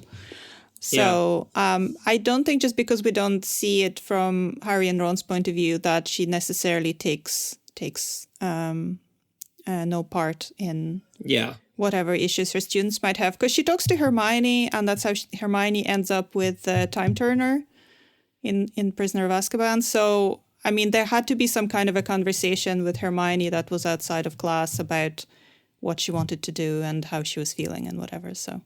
What? Yeah. Because I don't actually know anything about, like, a boarding school environment. Like, what are considered the roles of the head of house? Because to me, like, saying, oh, my dress robes are ugly and I want them to be fixed, like, that would not be something that I would see as... Well, I guess I just don't know what the role of a head of house really is supposed to be. So normally they would be kind of like your... Well, not quite the replacement parent, but that's the person who would look after a particular house's non-academic needs. So if somebody's sick, or, they might be the person who, takes them to the doctors or arranges for somebody else to do it. Or if they're homesick, they might, try to comfort them or something like that. If somebody needs medication, they would be the ones whose job it would be to keep track of who needs what. Stuff like that. Yeah, there's definitely like a paternal element to it, additional to being a teacher. Interesting. Because I really don't, like, see that with any of the heads of houses. Like, I mean, just imagine Snape, like, But even McGonagall, like, I don't really see her taking that much interest in that. Or like at least not initiating with sort of outside the academic or that's really interesting. To me, it's always seemed like Hogwarts is very hands-off about all the sort of more personal things. Like, they're just kind of like, if you're sick, figure it out. Like, go to the hospital wing or don't. Like, like, just figure it out. If you're going through a hard time, like, well, that sucks. I've never really seen them. They clearly at least don't have like a structure in place for the heads of houses checking in with the students. Yeah. No, like in this scenario, Ron would have to go to her. And I think if he did, she would be like, all right, I'll take 5 minutes, like, bippity boppity boo, there you go. But because she's a transfiguration teacher, so she probably could have at least tidied it up better than he attempted to do. I think that she would have done it because she would have felt bad for him. Yeah, exactly. But I don't think she would have been like, oh, this is part of my role as head of house. I think she would have been like, wow, that's really surprising that Ron asked me to fix this, but like, I guess, sure, I also think when you live in that kind of environment, you basically live with these children for months and months at a time. I think your role, like, it gets somewhat blurred as well. So you can't exactly work to rule because, you know, you live in the same place, so you're kind of more of a community, even regardless of whether you want it to be or not. And she does care, so I think she would have helped. Yeah. I know, I think she does. But they do seem to, like, give a lot more of that role to the older students than to the teachers. Or heads of houses. Like, it feels like a lot more Well, they like have prefects and stuff. The prefects and head boy and girl are sort of more... Because they don't have any adults, like, who live in the dorms or, you know, oversee anything. So most of the adults, like, don't... Well, you wouldn't want adults living in the dorms. I don't think that would be a thing. There are places that do that. Mm-hmm. I mean, at my college, that's a college, but I would assume that there are boarding schools where somewhere in the building that the dorms are. Oh, like in the same building, yeah. I thought you meant like in the actual dorms. Well, not like in the dorm room, but like I could imagine... in the same corridor kind of thing, yeah. What? Yeah, like I could imagine like... Theoretically, Professor McGonagall, like, living in Gryffindor Tower. Mm-hmm. She has her own rooms. Where does she live? But I think in her office, like, that she attached to her office, she has her own rooms. But, like, to me, it would make sense if the heads of houses lived in, like, Gryffindor Tower or whatever. They have their own space, but they, like, you know, make sure that people are following rules and being safe and all of that. Yeah, that would make sense. Yeah, I guess I wasn't too sure where they actually live, because I think Hogwarts Legacy put pictures in my brain. But getting back to Ron, we didn't talk about this earlier, but he gives Dobby his socks and a sweater as a Christmas present. And Dobby's like, oh my god, to be Harry Potter's friend, you must be as good as you are great, and all of that. And I actually thought that was a very sweet moment for Ron. So, like, yeah, he's a good kid in this chapter. And they were lovingly made by his mother. He just throws them away. Yes. But this way, Dobby gets to have 7 socks, which, you know, is the most powerfully magical number of socks. Mm-hmm. Is that our special today? Oh, 7 socks. I like that. Yes. 7 different socks. I would love to have a pair of socks just like the ones Dobby gives Harry, because I think that's really cool. They sell them. Do they sell them? Because I've never seen them. Oh, yeah, I have a pair. Like, do you? Oh, you're so lucky. I want those socks for Christmas. Yes. Also, yeah, Harry is like, all of the rest of my presents were much more satisfying than, like, Dobby's odd socks. And I'm like, excuse you, those socks sound amazing. Also, excuse you, I don't see you wearing any of your other presents at a Yule Ball. Exactly. I think he just forgot that he was wearing them. He just put them on because Dobby was there, and then he was just wearing the same things as the rest of the day. Okay, whoa. All right, I know that Harry takes like 3.5 baths in his entire time at Hogwarts, but do we really think he didn't, like, shower and primp a little before the Yule Ball? No, why? It was cold outside. First of all, because he spent like literally 4 or 5 hours throwing snowballs and probably wants a hot shower. But second of all, because he's literally going to be dancing in front of hundreds of people with all eyes on him. I think he's ignoring thinking about that. I mean, I don't know. If it were me, I'd want to, you know, like, make sure at least I don't smell. What about the animal magnetism? Ev, you're into some weird shit. I'm not saying I'm into it. Maybe Padma and Parvati are. Seeing as they quickly find other people, I think the answer is no. Mm-hmm. Yeah, see, maybe Parvati and Padma would have stuck around if Harry and Ron smelled better. There you go. Yeah. Think we've cracked it. Yep. But anyway, throughout the ball, Ron is only looking for Hermione. And I'm curious, do you guys remember when you realized, like, reading the books, that Ron and Hermione were, like, a romantic thing? Because, like, for me, it was, like, this chapter right here. like, you know, I was 9 years old. I like wasn't really on the lookout for romance. And then here I was like, oh, I see what we're doing. I can't remember because I was very young. And yeah, I can't remember. I think that the movies, because I'd seen the first 2 movies before I read the books. And even in the second movie, like, Ron and Hermione are like, I mean, this is a movieism, but like Hermione comes back and she like hugs Harry, and then like Ron is being all awkward with her or whatever. So like it was pretty obvious, like the movies like definitely did some more like breadcrumbs of that beforehand. So I don't think I was surprised, but I don't remember because it was a really long time ago. Yeah. I don't remember exactly, but I think it must have been around the time of this chapter as well, because I can be quite thick when it comes to the romantic stuff, because it's not really something I'm terribly into in that context. So yeah, but it was pretty obvious here, I have to say. If you haven't noticed it at this point, yeah. As Joe might say, they are anvil-sized hints. Yeah, I think you can really just see how like down bad Ron is, to be honest, like by how extreme his reaction is this whole time. Like he comes down to the common room, he's immediately like, where's Hermione?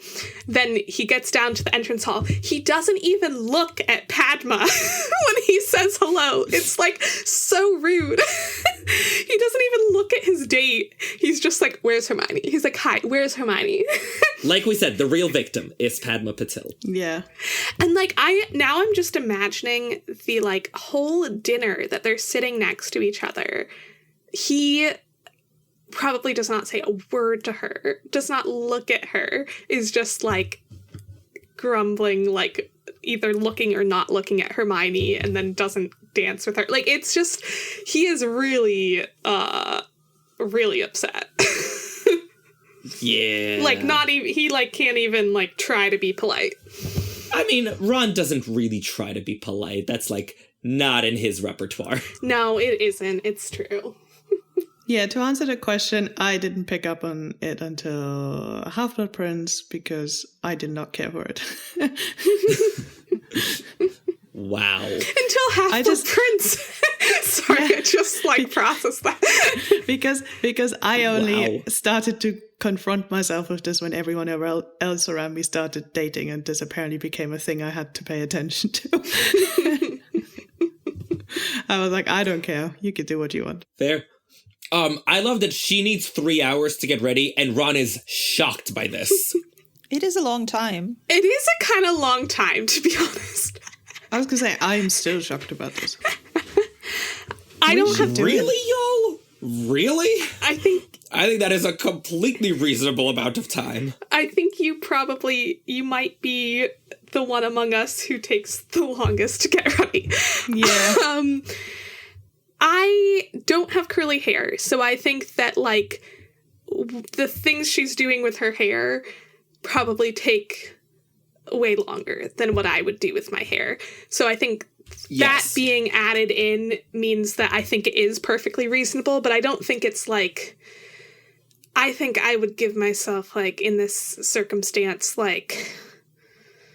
I don't know, I guess maybe an hour and a half... Like, and that would be to give myself some extra time.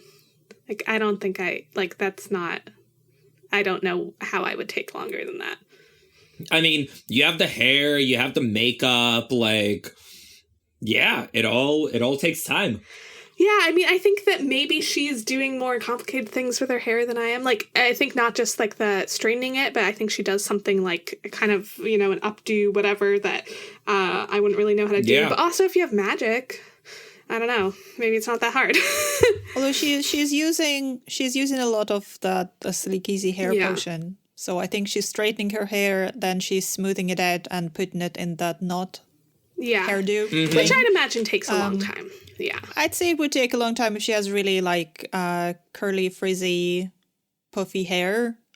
Which we know she does. Which we know she does. And let's face it, she is not doing this every morning before classes, so that's probably one of the first times ever she was doing something like this. So I'd say that takes extra time.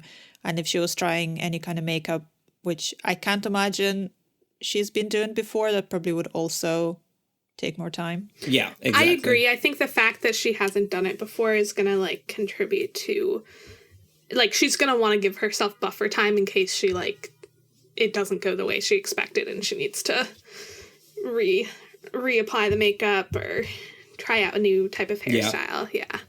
Yeah, because we know as much as she liked the way she looked for the ball, she does then say that it took way too long. She's not really doing this again. Yeah. I mean, maybe it's just because I'm in the part of my life where all my friends are getting married, but, like, I regularly hear, like, yes, like, you know, it's a 3 p.m. ceremony, so, you know, the girls are starting to get ready at 4 a.m. And so I was like, compared to, like, the, like, 10 or 11 hour lead time for weddings, like, 3 hours seems completely reasonable to me. I don't know why it takes that long. I mean, I still don't. I've just sort of, like, never been to one of those, so I don't know either. I will say, like, the one time, and it was a total waste of my time, that I went to, like, a hair salon to get my hair, like, you know, waved or whatever for a wedding. To get your hair did. Yeah. It did take way longer than I expected. Like, that alone took, like, an hour and a half. And yeah, so that was surprising to me. I did not expect it to take that long. So, yeah, I think it can just take a long time. I think also, like, sometimes for weddings, people, like, get their makeup, like, professionally done. So, like, someone else is doing it and they have, like, all of the steps. And whereas I think, you know, if you're doing it yourself. Do you think all the Gryffindor girls were trying to help Hermione out, or was she just by herself? No, but Parvati is shocked that when she sees Hermione. Oh, yeah, so that implies she hasn't... I think she was doing it on her own. I think she was... I get the sense that she maybe, like... she's not really friends with Parvati and Lavender, and, like, I think maybe would feel embarrassed to be seen trying out this stuff for the first time. And, like, you know, I think she wouldn't see it as a fun bonding thing. She'd see it as, like, embarrassing that I don't already know, or, like, they would all be shocked that she's even, like, going with someone, as Parvati clearly is. Like, Parvati is, like, really, like... Oh, the phrasing is one of my favorite descriptions. Yeah. Parvati was gazing at Hermione in unflattering disbelief. Yes, and, like what a way with words. Yes, yeah. And, like, I'm sure Hermione did not want to, like, deal with any more of that than she had to. Yeah, I completely agree with you, Sophia. I think that's probably what happened. I remember, what was it, possibly a year or two ago, there was a all-girls episode of Mugglecast where they were discussing Hermione getting ready for Yule Ball, and they went really into how, you know, she was probably a girl's girl, and all the girls were there getting ready and helping each other out, and I was like, Hermione would have none of this. It's like, no, I don't, no way. I don't believe this. I know you want her to do this, but I don't think she did this. No. I mean, I know she's not a real person, but if she was, I don't think she would do it. Yeah. And so Parvati's not the only one who is, you know, shocked by Hermione's appearance. Draco is. So I want to briefly make my case for the anti-Dramini, the anti-Dramini case, which again I make in my book in greater detail. But basically, like, there's a line that even Malfoy didn't seem to be able to find an insult to throw at her. And I feel like all the shippers are like, oh my god, like, Draco is stuck dumb because, you know, she's so stunningly beautiful, and, you know, cue up Granger Danger on the pub's jukebox, and all of that. And I mean, listen, I do love Granger Danger, but I don't think this was it. My reading of the scene was always, like, that Draco was not, like, flabbergasted by her beauty, because, like, she's still a Muggle-born, and he's not gonna forget that. I think Draco, at this moment, is shocked into silence because Crumb is with Hermione. Because, like, I think Draco looks up to Crumb so much. Like, Crumb is everything he wants to be, right? Like, you know, he's an international Quidditch star. He's a seeker. He's presumably a pureblood. He's famous. So, like, Crumb could have any girl he wanted. And out of all the girls, Crumb picked Hermione. And I feel like for Draco, like, this, like, just does not compute. And I think that's why Draco is just, like, stunned into silence. He's like, but why? But him? But her? Yeah. Like, yeah. I'm guessing if Draco has an action figure of Crumb from the World Cup, that one also ends up in pieces on Boxing Day. I agree for the most part. I do think that the fact that Crumb is bringing Hermione is, like, what, like, his mind is blown.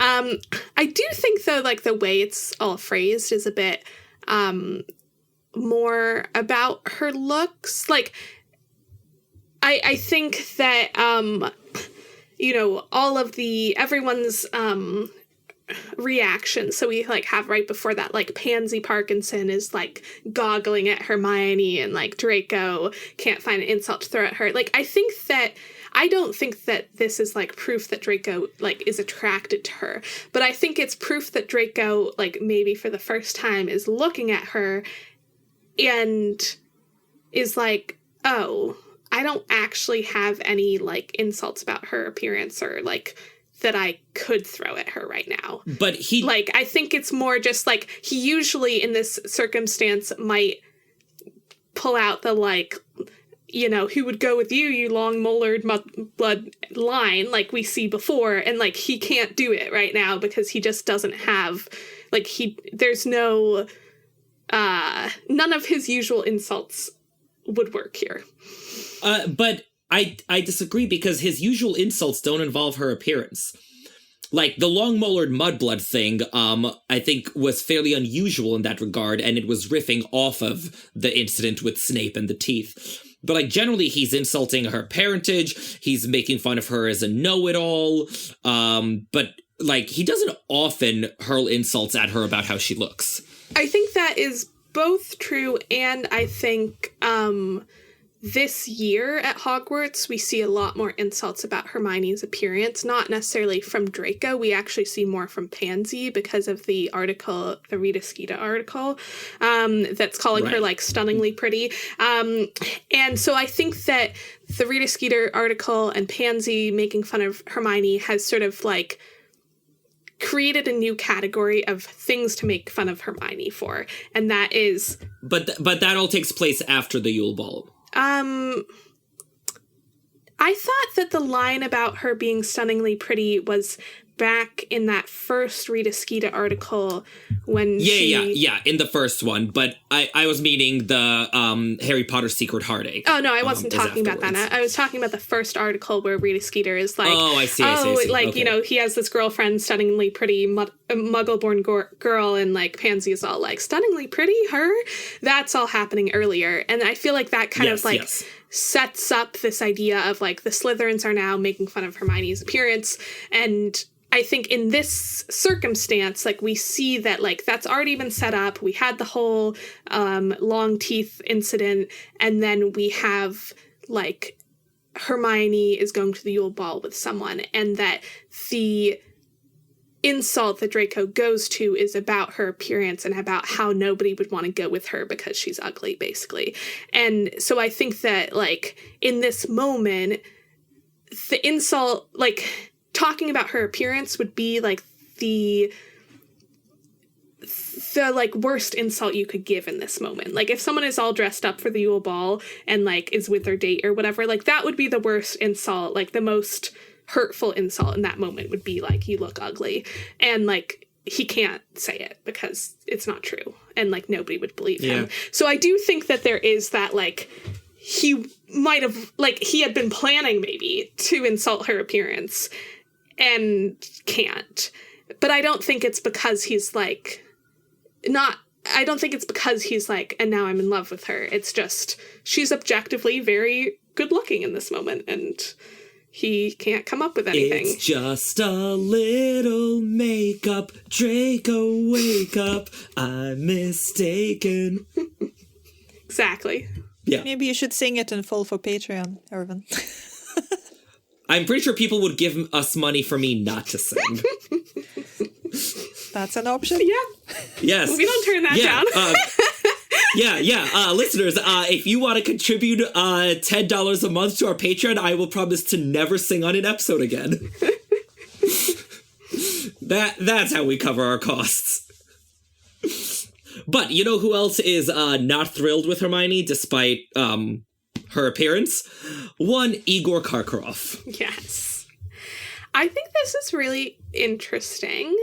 And I'm curious, like, what your read is on, like, what the primary reason is that Karkaroff is so upset that Hermione is coming with Crumb. And I have a lot of different thoughts, but I'm kind of curious first, like, for you guys, what have you always thought? Like, what is the primary reason that he's so upset about this? She's Hogwartian, she's a mudblood, and she's distracting him. I think that's sort of the three strikes. Yeah. And to me, like, I had always thought it was because she was Muggle-born, and then I was kind of like, wait, how would he know that? Like, why would he know anything about her? And yeah, so that felt less compelling, but like the other things didn't quite feel strong enough for him to be like that upset about it, because of course Victor Crumb is going to come to the Yule Ball with someone, and like there are a limited number of people in Durmstrang. It's not crazy that he might pick someone else. But then I was thinking about actually that Rita Skeeter article earlier that says that Harry is like always seen with this stunningly pretty Muggle-born girl. And like, I could imagine Karkaroff is definitely reading these things and fuming over the fact that Harry's getting all this attention. And maybe then he starts noticing, oh, there's this girl who's always hanging around Harry. That must be the Muggle-born girl. So I'm guessing that he's clearly interested in Harry. Like, he's going to be paying attention to Harry and is probably noticing her around, and then is like, okay, so this girl is close to Harry. There might even be some like romantic drama there that would cause chaos that I don't want Victor to get involved in. And also she's Muggle-born. So I think it might be Rita Skeeter's article that made him like even know who she was, really. Huh. So, isn't she seen, like, around Harry, like, for the first task? Sorry, I'm trying to remember, like, when Karkaroff would have seen her. Well, just, like, isn't on a there daily a whole basis. Moment where, like, they block the door and Moody makes the whole comment of, move it, Karkaroff. And... Yeah. Yeah, I don't know if, like, we can pinpoint Rita's article exactly, but I think Karkaroff probably recognizes that this girl is a friend of Harry Potter's, is, you know, the aforementioned enemy that Crumb is fraternizing with. Yeah, I think that I was more thinking about the Muggle-born part. That, like, yes, he knows that she's friends with Harry Potter, but that maybe that article was what... that's the only time I can think of that he would have access to knowledge of the fact that she's Muggle-born. And I could imagine that being sort of like the thing that makes him most upset in that moment. Yeah. I don't know. Karkaroff shows a lot of, like, you know, school pride, and I think he'd be really upset regardless if, like, Crumb went with a girl from Hogwarts, let alone one close to his rival. I don't know that Muggle-born is the most upsetting part of all of that. I mean, I'm sure it doesn't help, because Karkaroff is terrible. But yeah, I always viewed it as a more commentary on Hogwarts. I think it's interesting, and this is more of like a, I don't think this is explicitly in the text, but is an interesting connection where, like, I think the moment where I've always, like, felt like, okay, clearly it's the Hogwarts part where he's telling her all about Durmstrang, and Karkaroff is saying, don't tell your charming little friend anymore, you know, she might know exactly where we are. And I kind of feel like that would be true no matter what, but there's a sense of, like, because she's Muggle-born, that would be even more, like, insulting to Durmstrang for her to know these things. And also because we see, like, in the 7th book, there's all of this, like, Muggle-borns are trying to steal our magic, of sort of this idea of, like, they're being, like, you know, sneaky and conniving and, like, you know, trying to understand all these secrets of magic that they don't have the right to. Like, it almost feels like there's potentially echoes of that in the in his reaction with Hermione. And I think it could be read a variety of different ways, because, like I say, that's not explicitly in the text, but that's kind of my reading of it, is that there is a sort of sense of, like, she's Muggle-born, she's trying to get access to these secrets about Durmstrang that, like, she has no right to, because not just because she's Hogwarts student, but also because she, like, Muggle-borns shouldn't be at this school, and they shouldn't know anything about it.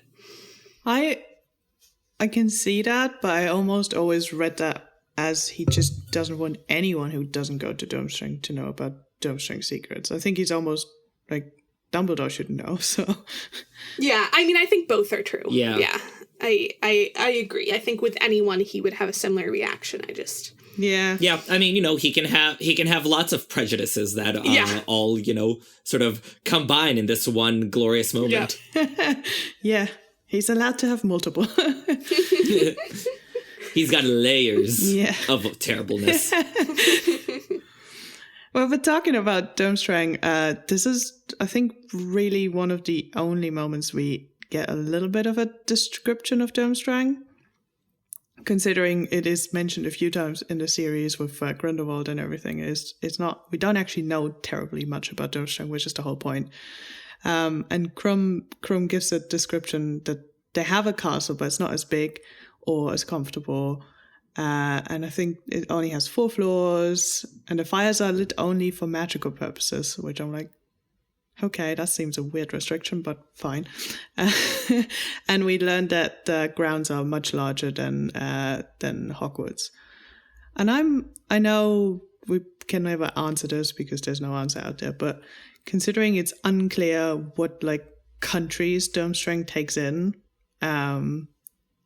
it seems interesting that the castle is smaller, because it potentially means it actually doesn't take in as many countries, and there's probably more smaller, less well-known schools throughout Europe. Oh, I don't agree with that. We never get the sense that Hogwarts is, like, densely packed. Right? It's not like, you know, we hear about empty, unused classrooms. There's clearly plenty of space in the common rooms in the dorms. So, like, I think you could cheerfully have, you know, a castle half the size of Hogwarts with just as many students. It would just be a little more crowded. Yeah, but I think it's more that like, commonly people say anything that's not, like, Mediterranean, like, countries goes to Durmstrang. And I'm like, I think this is almost why I never really believed that. I mean, I think it makes sense because you would want, like, a major wizarding school for that. So I think, like, sort of Scandinavia and Central Europe is probably it. Like, my understanding was always that, like, the Scandinavian countries sort of, you know, and the Germanic countries, you know, Germany, Austria, sort of all of those end up in Durmstrang. But that's a lot of countries compared to just the UK. Yeah. It is, yes. And Germany has more people than the UK. So that's just one country having more people. Does it have more wizards than the UK, though? Well, if you do, like, I don't know, 10% of the population, I'm, like, saying Germany has, like, 84 million and the UK has, like, 66. So it's... That's fair. I also wonder, like, because of Durmstrang's reputation, I'm like, it seems very possible that, like, fewer parents send their kids to Durmstrang, that they will choose to homeschool their kids or have smaller options, you know, of local kind of a group of wizard kids get together, you know. Per Draco, they don't allow Muggle-borns in. Yeah. Which, like, I assume that's just under Karkaroff's regime right now. But, like, that would also severely limit your enrollment. Yeah, so I wonder if it's, like, theoretically, they would have lots more students, but they don't. They both don't let in Muggleborns, and most like more progressive parents don't want their kids going to Durmstrang. Also, I think the vibe of Durmstrang that I'm getting is that they're quite into, at least currently under the current headmaster, they're quite into sort of deprivation. So Yeah. they could probably pack a lot more people into, like, bare stone-walled small rooms, not because they have to, but because they feel like it's character building. Yeah. No, it's kind of crazy the fact that they don't light the fires, given that, like, That is kind of nuts. that's magic, so it's not like, oh, we just can't afford the firewood or whatever. Like, There's no energy bill. Yeah, so the one thing I can think of is that the smoke could be visible from above and somebody could find them, but then there are concealment charms. Yeah. And, there is fires that presumably don't make smoke, like the Hermione's blue flames and things like that. So there are ways around it. So I think it's purely so they're cold and miserable and they learn to get on with it. I think they've really... Yeah. I don't know what Karkaroff's problem is. He just doesn't want people to be happy. Yeah, no, I definitely see it as, like, they're trying to, like, yeah, the sort of deprivation as a sort of type of character building, and, like, as maybe punishment if you're not behaving well. Also, clearly there's a lot of favoritism, like, Victor gets all of the nicest everything, and the other students is like, just f*** you. So... yeah, I think that it's all, like, done on purpose to, like, control the kids and try to turn them into the type of people that Karkaroff wants them to become. So, yeah, I could imagine a lot of parents being like, why would we want to send our kids there? Like... And there's definitely a precedent for that kind of running of boarding schools in the UK, so it would make sense that there would be various versions of the wizarding schools based on different aspects of them, and Durmstrang is just the miserable, horrible one. Yeah. and Hogwarts is more the one where there's lots of nice food and there are fires and that kind of thing. Yeah. And Beauxbatons is just, like, paradise all the time, and you're just like, According to Fleur. Apparently they have wood nymphs serenading them over meals, which seems a little over the top. Yeah. Do you think she's lying? No, I don't think she's lying. No? Do you think that's real? I think that's real. And it feels very Madame Maxime to me. I think that she seems like someone who wants things to be sort of luxurious and, a bit over the top in that way. Like, just like she wants it all to be sort of perfect and magical, and I don't know. And it's definitely warm in Beauxbaton because they're all wearing thin clothing and they're cold in Hogwarts. Yeah. While Durmstrang people aren't. They're almost like an anti-Durmstrang. Yeah, isn't Beauxbaton in the south of France? We've no idea. Anyway, yeah. Is it warmer there than... Well, certainly warmer than in wherever Durmstrang is supposed to be. Yeah, the south of France is very warm. Yeah, okay. It's very warm. Yeah. I mean, it borders Spain and everything, so... Oh, also, we do get a bit more evidence that Durmstrang covers, like, mostly Central Europe, because Harry's eating goulash. Which, it's proof that Harry has excellent taste because it's delicious. But goulash is a Hungarian dish. So if the house elves are making that for their Durmstrang guests, then presumably, like, Austria, Hungary, and Germany are all sort of part of Durmstrang's district. It very much depends how you've defined Central Europe, and this could now be a 2-hour debate because Germany is probably not actually in the center. If you want to call Hungary in the center, then Germany's in the west.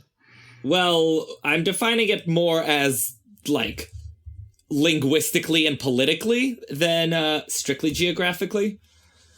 Oh. Okay, I'm not going down. You know where I do want to go, though, is I just want to say props to the house elves or whoever was, in charge of creating the menu for the feast. Yeah.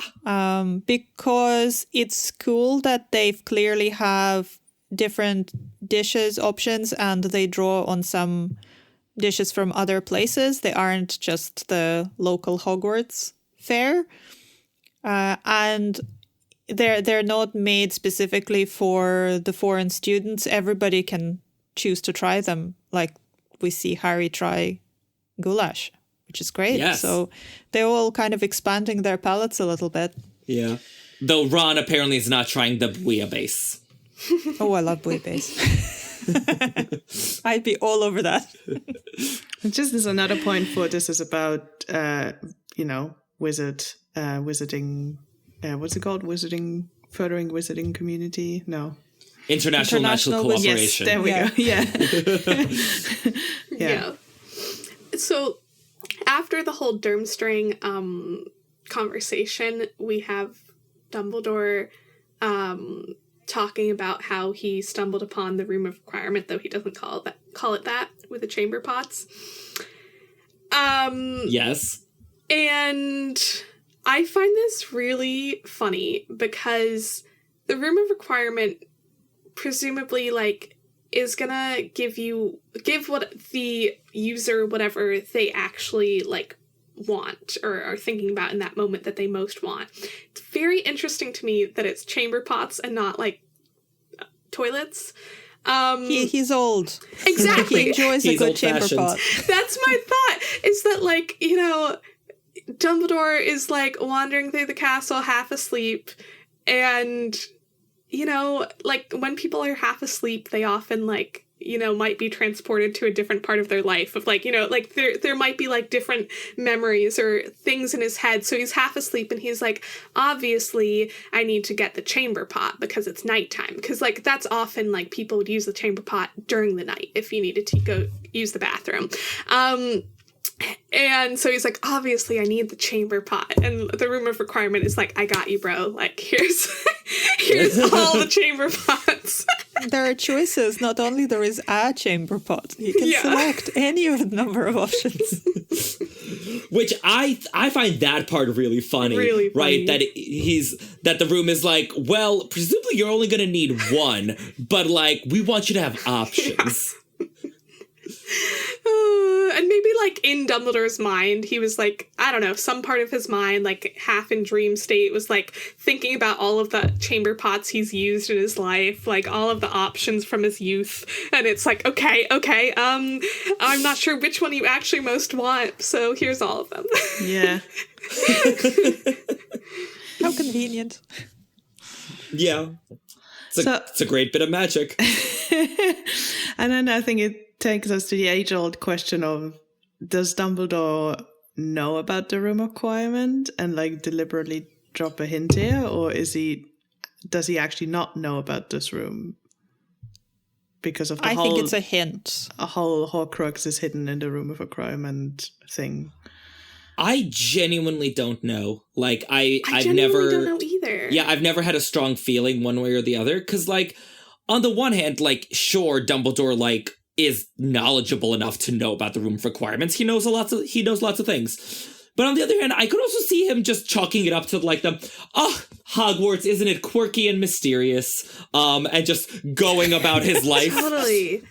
I think that it's very possible he has stumbled upon the Room of Requirement multiple times and, like, without actually understanding that it was the same room changing for different purposes. Like, that makes total sense to me, that, like, there's so many weird things going on in Hogwarts that you wouldn't necessarily, and he's been there for, like, such a long time that he might not put together those different moments and be like, oh, they're all in the 7th floor corridor, like, by this tapestry, So I think that my feeling is maybe he doesn't know what it is exactly, even though he's experienced it maybe more than once.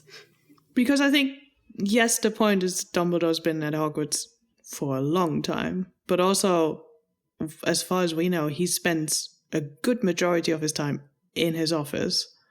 So does he actually, do what the Marauders did, or Harry, like, tends to do is like wander around finding the secret passageways, finding the secrets of Hogwarts, or is he actually just, doing big thinking in his office and actually not leaving it terribly much?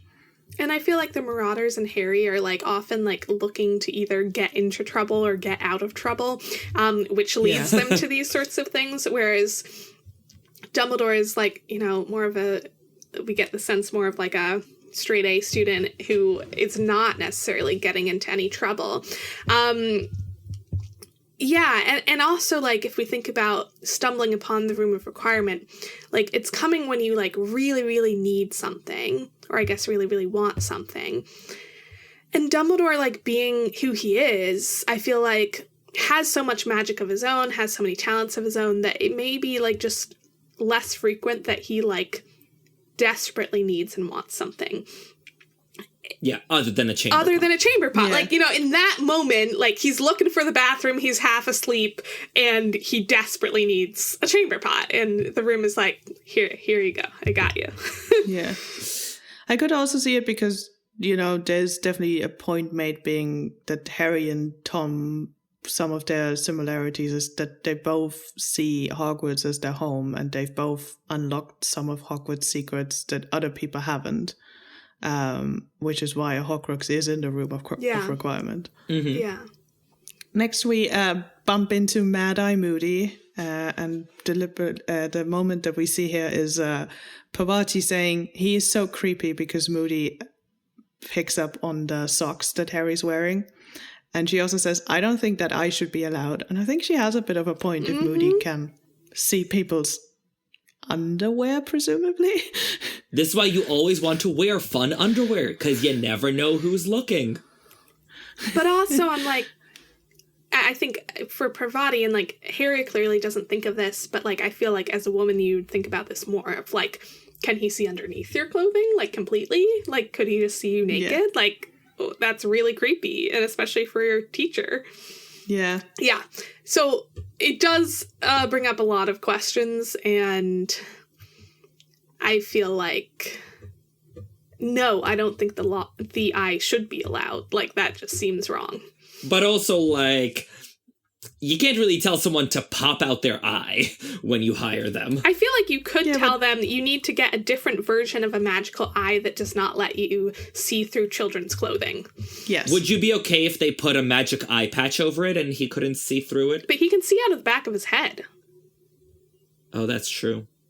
And A magic bandana all around his head. But if he can, like, I guess if it's magical in a way that it, like, he literally can't see through it, because he can see through, like, everything.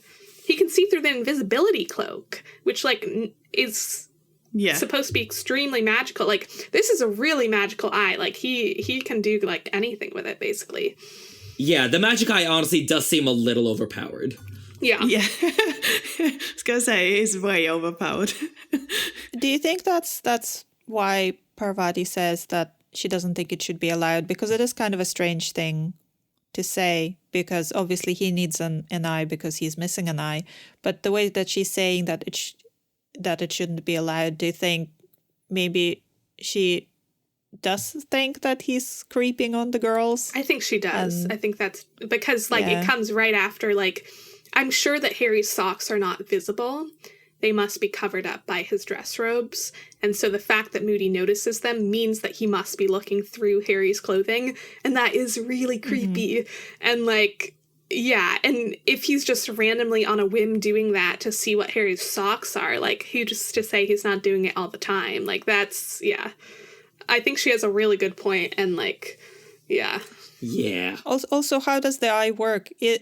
Can he control how deep he is seeing into things, or he just sees through stuff all the time? I think he must be able to control it, because otherwise it'll just it'll be annoying for him as well. Like, you don't want to just, like, be seeing everyone looking like they're walking around like they're naked. And you don't... Yeah, no, there's really places you don't want to see that at all. Exactly. And also, like... Which begs the question, why is he trying to see Harry's socks or underneath Harry's robes? I don't know. Oh, dear. Because I was like... Oh, dear. Like, I was like, we're making this better. No, we made this way worse. question. Do you Oh think he is in charge of checking whether the students are concealing stuff in their robes that they shouldn't? He's like, oh, are they Wizarding smuggling drugs alcohol in or their other- socks? Oh, he's on the lookout for flasks. Oh, he might be. Yeah. So, like, maybe some people, like, will stick flasks in their socks or whatever. So he's, like, looking at everyone's socks and pockets and stuff. That makes a lot of sense, actually. Yeah. I feel like we're desperately patrol. trying to give him an out. Oh. Yeah. I don't know. I mean, he clearly, like, is in a position at this moment that, like, he needs to figure out how to get the gillyweed to Harry. And so... But I feel like it's more of an accident that he just, like, happens to see the socks and happens to have Dobby, like, learn about Dobby and be able to use that. I don't think that it makes sense for him to be, like, just trying to figure out what Harry's wearing to see if that's a potential clue to something. Like, that doesn't make any sense. So I think it really has to be just either he's a creep or he is on the lookout for flasks or other contraband. Or both? Yeah, or both. Yeah. I do have to say, like, this whole bit is, like, such a masterclass in foreshadowing. Because, like, yeah, like, Harry's like, oh, yeah, I got these socks from Dobby the house elf. And that's what, you know, the fake Moody ends up using, you know, for, you know, to plant the gillyweed and all that. So, like, yeah, every time I read it, I was like, I see what you're doing there. Yeah, no, that's clever. I mean, do we think Barty Crouch Jr. is a creeper? Like... I mean, obviously in this moment he's being hella creepy, but, like, in general. I don't know. I mean, to be honest, like, the sense I get is that he has a very one-track mind. Yeah. And, like, he is, like, how do I serve my master? How do I, like, have this plan? He's also very young when he goes to Azkaban, so I'm like, how much has that impacted his character? Quite a bit, I imagine. Yeah. Yikes. Yeah, I guess it could go either way. Because, you know, obviously, if he does care about sex, let's say, which is not something I really want to think about, but if he does, he has not been able to have any for a very long time. And this is, like, a potentially very easy way to be creepy and, yeah, so, and I wouldn't put it past him morally either, so it totally could be true. However, the sense I get is more that he doesn't care about anything but his mission. So I am going to also, because it makes me feel more comfortable, lean on the side of he's not a creep. He only wants to creep on Voldemort. Yeah. That's it. Voldemort is his guy. I was like, this is a layer I didn't need to unpick. Yeah, it's like, I don't really want to go there. I don't really want to think about who's... All right, good. But let's move on. Yeah, Barty has a one-track mind, and we're moving on. Thank you. So then we have the fallout between Ron and Hermione, where Ron says the fraternizing with the enemy line. And I find it a bit hilarious because, you know, he was the one that once Harry got chosen by the Goblet was like, nah, I'm not friends with Harry anymore. I'm siding with Cedric. And I'm like, okay, you were not that particularly rooting for Harry not too long ago. So True. Strong words, my friend. He's a changeable boy. Yeah. Yeah. And to be honest, like, yeah, if I was Harry, I'd be pretty annoyed in this circumstance with Ron, where I'd be like, you are using me. You're using me. Like, I'm allowed to be angry about it if I choose to be angry about it. But, like, you can't pretend like you're angry on my behalf about something that I don't care about. Like, you know, that doesn't... You're using me as an excuse for your emotions. I would be pretty annoyed. Yeah. I mean, I I enjoy this immensely because, like, Ron is so obviously being ridiculous. Oh, yeah. And, like, I would suggest that maybe he even realizes he's being ridiculous because, like, he's trying so hard to come up with a reason why he's mad at Hermione when, like, the reason is, like, you didn't go with me. Yeah. Because, like, at first he's even like, well, if you don't know why I'm mad, I'm not going to tell you. As he's like, wait, why am I mad? Why am I mad? What's my reason? Yep. He's adorable in this chapter. He probably does. He doesn't know. He doesn't know either. He's just mad. And to be clear, I have a lot of fun as a reader with this moment, but if I was Harry, I would be like, dude, like, stop, like, don't bring me into this. This is your guys' thing. Yeah. And I mean, Harry is deliberately staying out of it because, you know, he even thinks, you know, Hermione has a lot more of a point than Ron does, but he's too happy having Ron back as a friend that he's just gonna stay quiet. I mean, if I were Harry, I would just be entertained. I would sort of be watching this and being like, but I also live for this stuff, so. I think you thrive on drama a lot more than Harry does. That's true. Which, like, I mean, I do like a quiet life, just like Harry does. Sure you do. I was going to say, I'm trying to marry this up with everything I know about you. Yeah. I have never met that version for a bit. Yeah. Anyway, in addition to the foreshadowing we get for Dobby and the gillyweed and all that, we get so many delicious clues and hints for the mystery. Pretty much every single one of our, like, main suspects in the Goblet of Fire mystery gets, like, a clue or a development or a something dropped in this chapter. Like, Jo is so good at this. Like, you know, amid all this delightful teen nonsense, and it really is delightful, like, she's still getting to develop the mystery and the theories and all of that. Like, again, it's why I say Goblet is the best mystery of the series. So we have the plot thickening around Crouch Sr., where he's staying at home due to overwork, according to Percy. Mm-hmm. Which also, like, the expression Percy was wearing an expression of such smugness that Harry thought it ought to be fined. It's very funny. Like, bravo.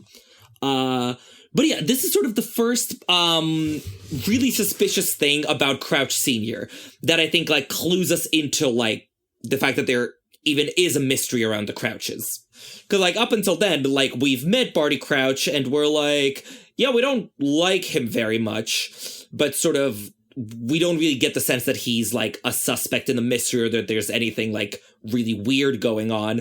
Until this, when you're like, this guy's staying home because he's tired? Yeah. No one buys it. Well, especially not the people from US, because nobody stays home when they're tired. No, yeah, Crouch has a very American work ethic. It's really funny here, like, Percy, who was, like, so in love with Crouch, is now, like, so fine with Crouch being sick, basically. He's just, like, yeah, you know, he's fine. Like, I don't really, you know, he just cares about the fact that now that Crouch is sick, now I get all of this responsibility. So it's just, like, right. That love of Crouch was a little bit less love of the person himself than love of power, to be honest.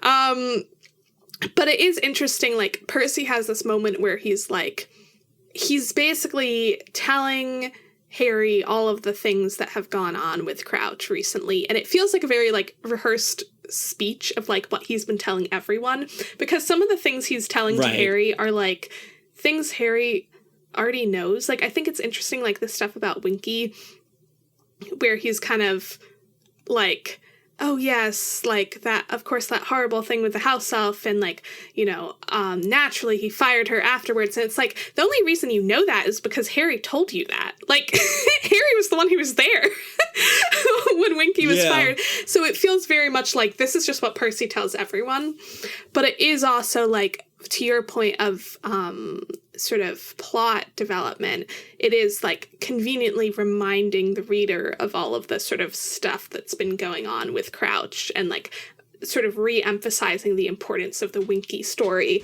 So I think it's, like, clever on multiple accounts there. Yes, for sure. Kind of hiding the clues to the rest of the story within the romantic drama seems to be kind of a thing in Strike as well. So it's kind of fun to see where it all started. Totally. And it's very cleverly done because those of us who enjoy romantic drama are just like, ooh, ooh, ooh, romantic drama. Like, and that's our main focus. And we totally miss all of the clues. Yup. Certainly a way to distract people successfully from the clues. So the other suspects that we have are Bagman, who already is up to something shady with offering Harry help. So once again, we see here that Bagman wants to talk to Harry, but he's cut off by Percy.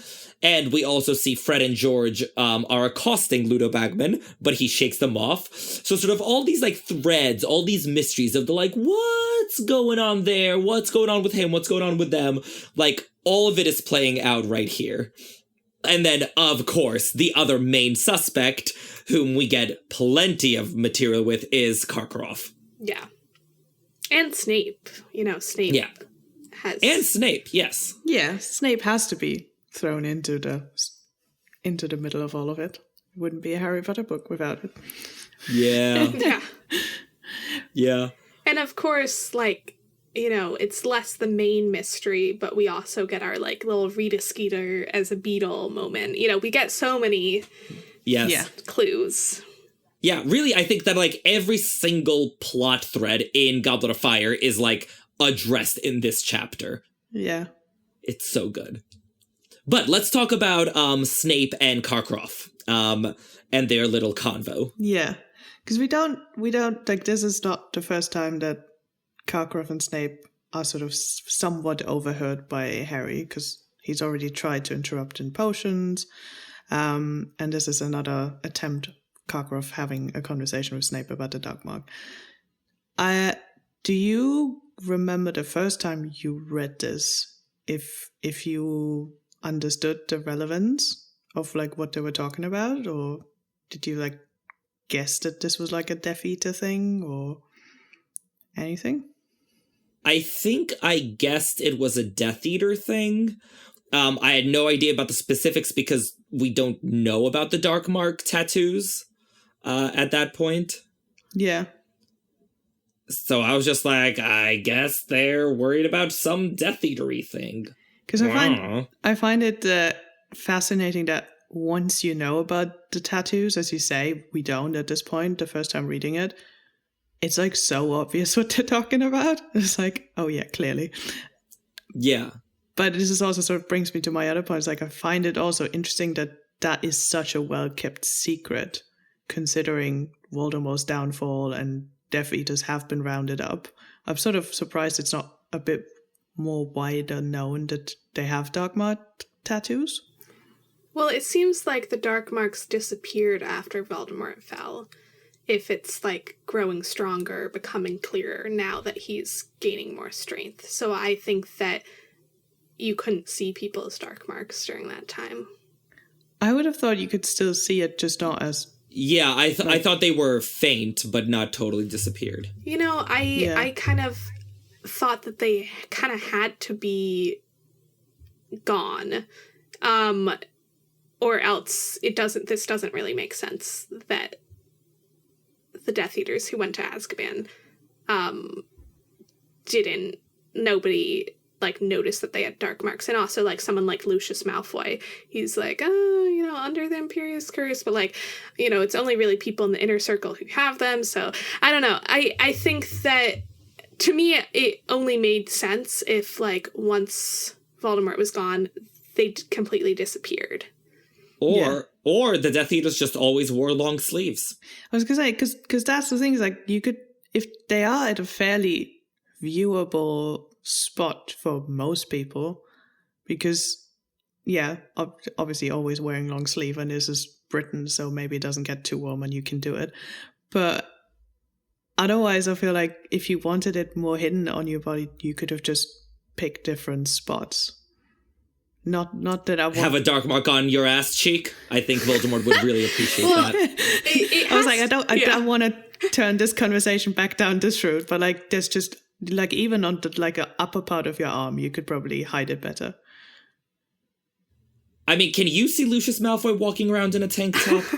No, this is what... Yes. He's on vacation. It gets hot, yeah.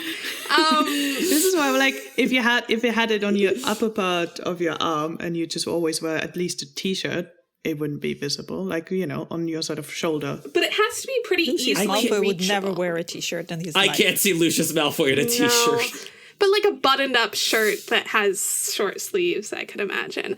Although they're wizards, I guess, so they're not wearing any of that clothing. But yeah, but it has to be like in a space that is easy enough for you to reach and like touch. Yeah. So I think upper arm, like it's harder to like pull your sleeve all the way up like that. But I think the sort of purpose of the Dark Mark, which is like Voldemort calling the Death Eaters and the Death Eaters calling Voldemort, it becomes irrelevant if Voldemort doesn't exist or like Voldemort basically doesn't exist anymore. So that's why I think it makes sense for it to like not be there anymore. It's not, because otherwise, like, yeah, I don't know. You know, it just doesn't, it kind of doesn't make sense to me if it's still there.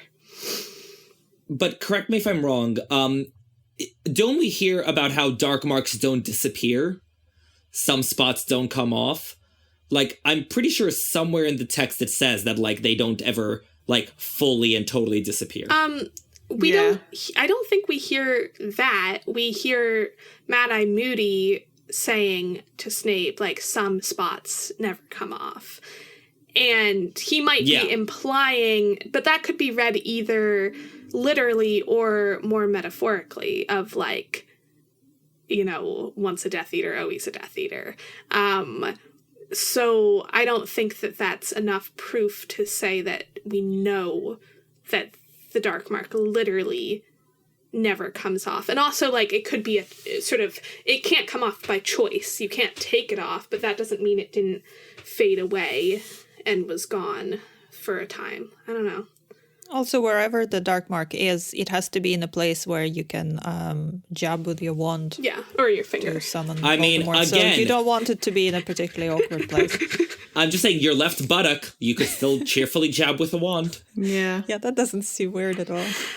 On that note, I think I need to head out. All right, everyone. As much as I really do love talking about the Yule Ball, and this chapter has so much fun stuff, I do actually have to head out. But I'll be back soon. We're doing another all-host episode, or most-host episode. Yes, with more of the all-hosts. More of all of the hosts, yes. Bye. Have a pumpkin juice to go. Bye. Bye. All right, bye, everyone. One last thing about the thing we were talking about is, I remember that bit where Voldemort is just about to chop off Wormtail's hand, and he's like, "Give me your hand."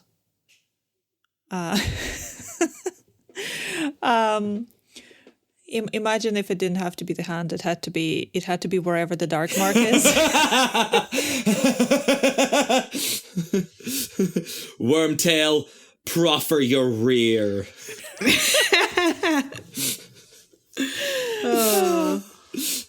Yeah, moving on. You know what else is giant? Hagrid. No, wait, I want to talk about why Severus Snape is such a damn Grinch.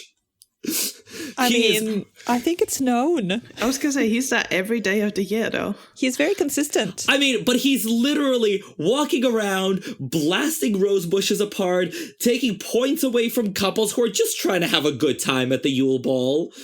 Like, this is sort of extra bitter, even for him. Well, maybe he's supposed to be overseeing things, you know, like a chaperone or something. He's taking head of house very seriously. Oh, yes. See, there we are. There's something he likes to do. Besides, it probably gives him joy, so that's his holiday spirit, you know. Ugh. He just wants by to ruining everything for everyone else. Typical Snape. Yeah, it was probably his favorite part of the ball. Maybe he was in a good mood doing that, and then Karkaroff came by, and he's like, "Oh, man." Yeah, they're like, I'm having such a good time walking teenagers over here. Why? Why? Yeah. But Ron is also in a foul mood, along with Snape. So Ron actually sasses Snape, which it might be the only time, at least that I can recall. But basically when Snape is like, what are you doing here? And Ron is like, we're walking. Not against the law, is it? And I was like, oh my God, you go, Ron Weasley. You sass that asshole. I really like Ron in this chapter. That was a good point. Yeah. And not even Snape could think of a reason as to why he could deduct points. You're like, yeah. Yeah. Like, can you guys recall any other incident when Ron sasses Snape? Because I think this is the only one. Not off the top of my head, but now I want to keep an eye out on it for it. Yeah. I think at least definitely not without actually getting points deducted or detention or anything. Touché.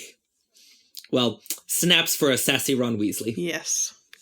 Okay, yes, the Giants. The Giants of it all. Yeah, because Ron is so occupied with his own misery, he drags Harry to overhear this conversation between Hagrid and Madame Maxime, which Harry very much is like, I don't want to be here, I don't want to be here, I don't want to be here.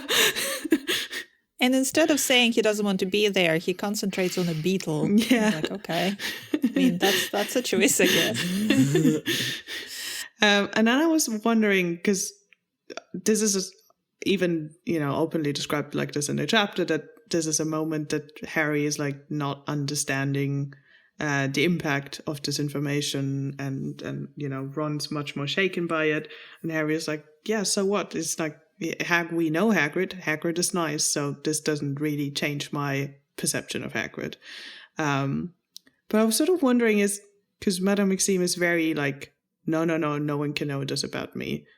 Do we think that maybe there's more vicious stereotypes in like France or potentially everywhere, sort of continental Europe, as to why she's even more cautious about this slipping out? It's possible. No, I got the sense that there are plenty vicious stereotypes in the UK. I think it's because Madame Maxime has a lot more to lose. Like, Hagrid isn't in a particularly esteemed position to begin with. Yeah, like, true. He clearly has job security only thanks to Dumbledore, because no one in their right mind would have him as a teacher. So, like, as long as Dumbledore doesn't think Hagrid's too vicious, he doesn't really care that much what people think of him. Whereas Madame Maxime is trying to run, a wizarding school. She's answerable to her own board of governors, to the PTA, to the ministry, to the international community. So, yeah, I think sort of Madame Maxime would be much more image conscious than Hagrid is. Yeah, that's a good point. That's true. But also, Hagrid, everyone has their own coming out process. Don't push people. I just want to say. Mm-hmm. Yeah. And I just want to point out once more that the writing in this chapter is exquisite. There's this incredible line. "It is chilly," she said, "but whatever the weather was doing, it was nowhere near as cold as her voice." Yeah, it's such a good line. Like, oh my God, as a writer, I'm reading this chapter and I was like, what a masterclass. Really. I love it. And so, the ball finally ends, and everyone's like, oh, I wish it could have gone on, and Harry's like, me, I don't like joy, I'm glad it's over. I think Harry is being dragged down by Ron being miserable. I don't think Harry otherwise would have maybe had that much of a bad time. True. Yeah, I think he had an okay time. Yeah. I mean, he does mention that the dancing wasn't as terrible as he thought it would be, even though it was still, I don't think he enjoyed it. But, it was the first time. No, I think there's a line that it says, like, he didn't think the ball had been much fun or something. But we don't know if that's not just purely because Ron's being miserable. And Fair. I feel like if Harry was a year or two older, he would have enjoyed it a lot more. Yeah. Or, Yes. When he was already with Ginny, or even, I think, if the ball was during the Half-Blood Prince, I think he would have been a lot more into it. Yeah. Because, we see him have a perfectly good time at Slughorn's Christmas party. Yeah, he is a bit less on his plate somehow, which seems odd considering he's Harry Potter. But, as you said earlier, Right. Irvin, in this chapter, he has so many things to think about and juggle. Yeah. So Whereas in Half-Blood Prince, it's only the fate of the Wizarding World. yes, No, but it's just the one thing he has to think about. Also, you already been to a big fancy party, so in comparison to the Yule Ball, the Slughorn's party is just, Yeah, it's more it's manageable. probably a lot more manageable Yeah. to get through. Yeah. The thing I loved about Slughorn's Christmas party, just to detour for a second, is after the Yule Ball and this like perfectly just delicious venue for teenage drama, I feel like all the fanfic writers were like, we need a Yule Ball. We just need to have a Yule Ball every year. Like, for the sake of our storytelling, can we please have a Yule Ball? And I think Half-Blood Prince was the one where even Joe was like, oh, I do want to have another school dance. That was a lot of fun. And she was like, okay, we'll have one. Slughorn throws a Christmas party. Because it's so good and it's so necessary in like a coming of age story to have a school dance. Maybe we should do it next Christmas. We should do Slughorn's party chapter. Excellent. Yes. I mean, there's a Christmas every year, and this series has a lot of Christmas chapters, so we'll get to them all. Would you go to Yule Ball? I mean, I know you're not asking me, because duh. Well, I'm asking everyone, but I guess you will enjoy the whole thing. You will enjoy getting dressed and the dancing and everything. Yep. And I would be very mad if it ended at midnight. I'd be like, already? What is this, amateur hour? I was going to say, my company does this type of event in December, and it does end at midnight, so... That is appalling. And do you all turn into pumpkins? No. This is definitely not my sort of thing. Like, I will go and play along and not be Ron, obviously, but like, it's definitely not my favorite thing. For context, I was at a convention last weekend, Conjuration, and so on Saturday night, they have a 6-hour Yule Ball from 8 until 2. And I am there the entire time on the dance floor. And like, they have other activities. They have like a sing-along, they have games, they even have a few panels going. And so like, people who aren't into it can go there. But then, me and all the party animals were on that dance floor for 6 hours, dancing up a storm. It is my favorite part of the con. It's glorious. I think I would definitely enjoy the food. I might enjoy the rest of it, depending on who I'm with. Yeah. I think. The decor, the food, everything being festive. Yeah. I wouldn't like to dress up because I don't really like doing that. But, Yeah. I would do my version of dressing up, which is very, very mild.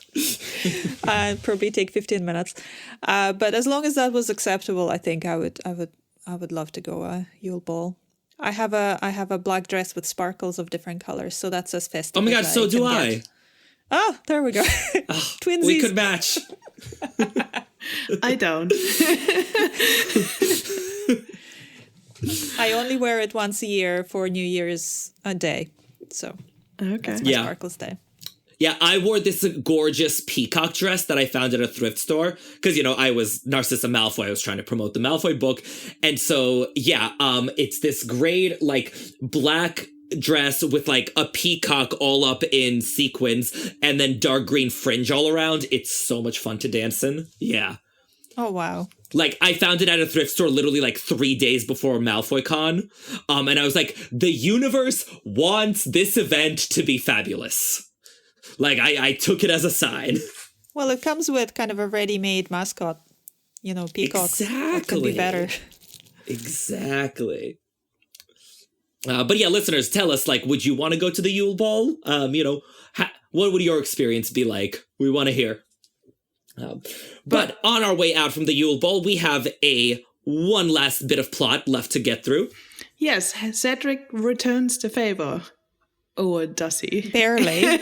Kind of. take a bath. I mean, come on. Maybe Harry did smell. Again. Confirmed. Cedric's like, do you know what? Go to the bath. And maybe go to the one where no one else can smell you while you do it. The one with extra smelling bubble. Yes. Bubbles. That's where you need to go, my boy.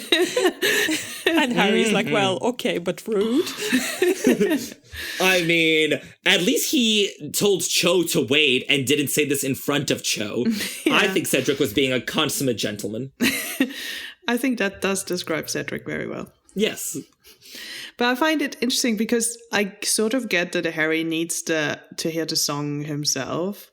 But like, even so, you could have said more than like, take the egg and go for a bath. You could have like said, put it in the water and listen to it. Yeah, but like, you can hear it better in the water. So he didn't have to be cryptic about it because Harry did tell him dragons. He didn't say, well, there is this puzzle you can do on the 3rd floor, and if you complete it and turn it upside down, that would be the thing. Wink, Yeah. Come on, just tell him. Yeah, but also like, Harry only gave Cedric like part of the info, right? Like he didn't know that they had to get the egg from the dragon, like all that kind of thing.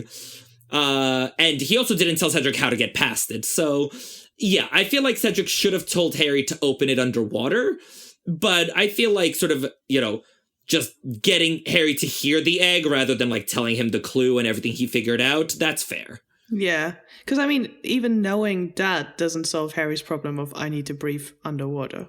Yeah. So it's a similar situation with the dragons. Like knowing it's dragons is not the full solution, but yeah, I don't know. I mean, it's nice of Cedric to even return the favor, but I think he could have gone a little bit more. Well, and depending on the fanfic you read, he just wanted to get Harry into that prefect's bathroom, so... Because he smelled. Nothing else is happening here. Nothing else. Not a thing. Never saw it in a fanfic. Not once. But I like that Harry's like, because he's so obsessed with Joe, and he's like, was he trying to make Harry look a fool? And I'm like, no, Cedric does not care. No. And confidently, I can say that Cedric does not care. Quite literally the last thing Cedric was thinking. Yeah. And then, yes, we end on a moment that we've mentioned a little bit earlier already, but Hermione and Ron fighting, and Harry sort of caught between the two. And I get it, because I've been in this position, and I'm sure probably most of us have. And I don't envy him to, like, be caught, like, pulled between his two friends. But also he could speak up for Hermione a bit more, especially considering that during the time that Ron didn't speak with him, Hermione was like getting him food and stuff, so he didn't have to go into the Great Hall. So like, I don't know. He could stand up a little bit more for Hermione. I agree with you in general. Like, I generally am a big believer that, like, Harry should speak up when Ron's being an ass, because Harry really doesn't. But I feel like in this case, there was no getting through to Ron. Like, Hermione wasn't there, so he couldn't make her feel better because she'd stormed off. And, like, Ron wasn't going to hear anything that Harry said. So, yeah, I think he was sort of correct that Ron just needed to cool down, figure this one out on his own time, with his own terms. Yeah, I can see that. Yeah. I think that's just, like, I feel like a bit offended on Hermione's part. Yeah. Yeah, it is a bit sad because she was having such a nice time, and then Yeah. it ended on such a crappy note. Mm-hmm. But you know what makes things better? Advertising, right? Right? Well, this chapter was sponsored by Sleek Easy's hair potion. Achieve your perfect shiny smooth locks in just 3 hours. What's 3 hours, right? You could listen to an episode of this podcast in 3 hours. Maybe. Yeah. Not all of them, but some of them. Add a bit more gold to Harry's vault, since he gets I don't know how this works, royalties, some kind of money from Sleek Easies. Yeah, I think it's a very good deal. You know, you listen to a podcast episode, you get sleek hair at the end. Yeah. There you go. Excellent. And while you do that, hey, Evan. Yeah? What's playing on the pub's jukebox today? Oh, well, we obviously could have had a whole, 20-song playlist about the Yule Ball because, you know, you'll be shocked to hear it's a popular subject in Wizard Rock. But I think we just have to go with the classic On Behalf of Neville by the Whomping Willows about just inviting someone to the Yule Ball.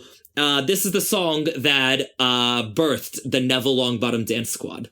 Man, I wish I could run, run, run, run. Man, I wish I could sing, sing, sing, sing. Man, I wish I could talk, talk, talk, talk. Man, I wish I could bring me to the table that plans. Pretty girl, I can dance, dance, dance, dance. Would you like to go to the Yule Ball with me? Man, I wish I could run, run, run, run. Man, I wish I could sing, sing, sing, sing. Man, I wish I could talk, talk, talk, talk. Man, I wish I could bring me to the table that plans. Pretty girl, I can dance, dance, dance, dance. Would you like to go to the Yule Ball with me?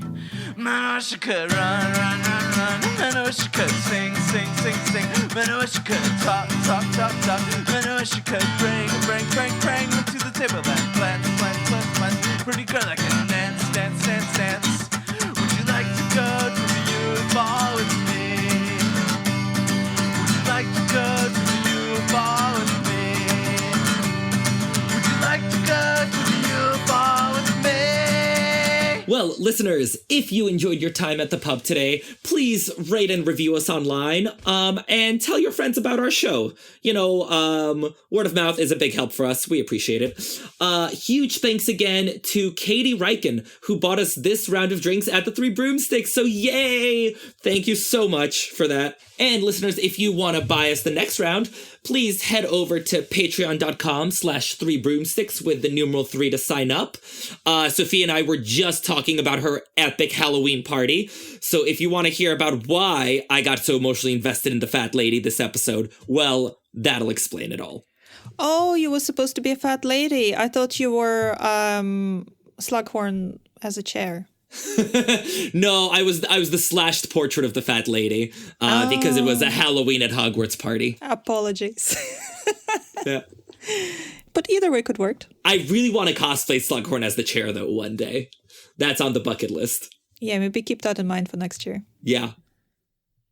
Listeners, do you want to find us online? We are on various different social media channels, which are linked on our website and in our show notes.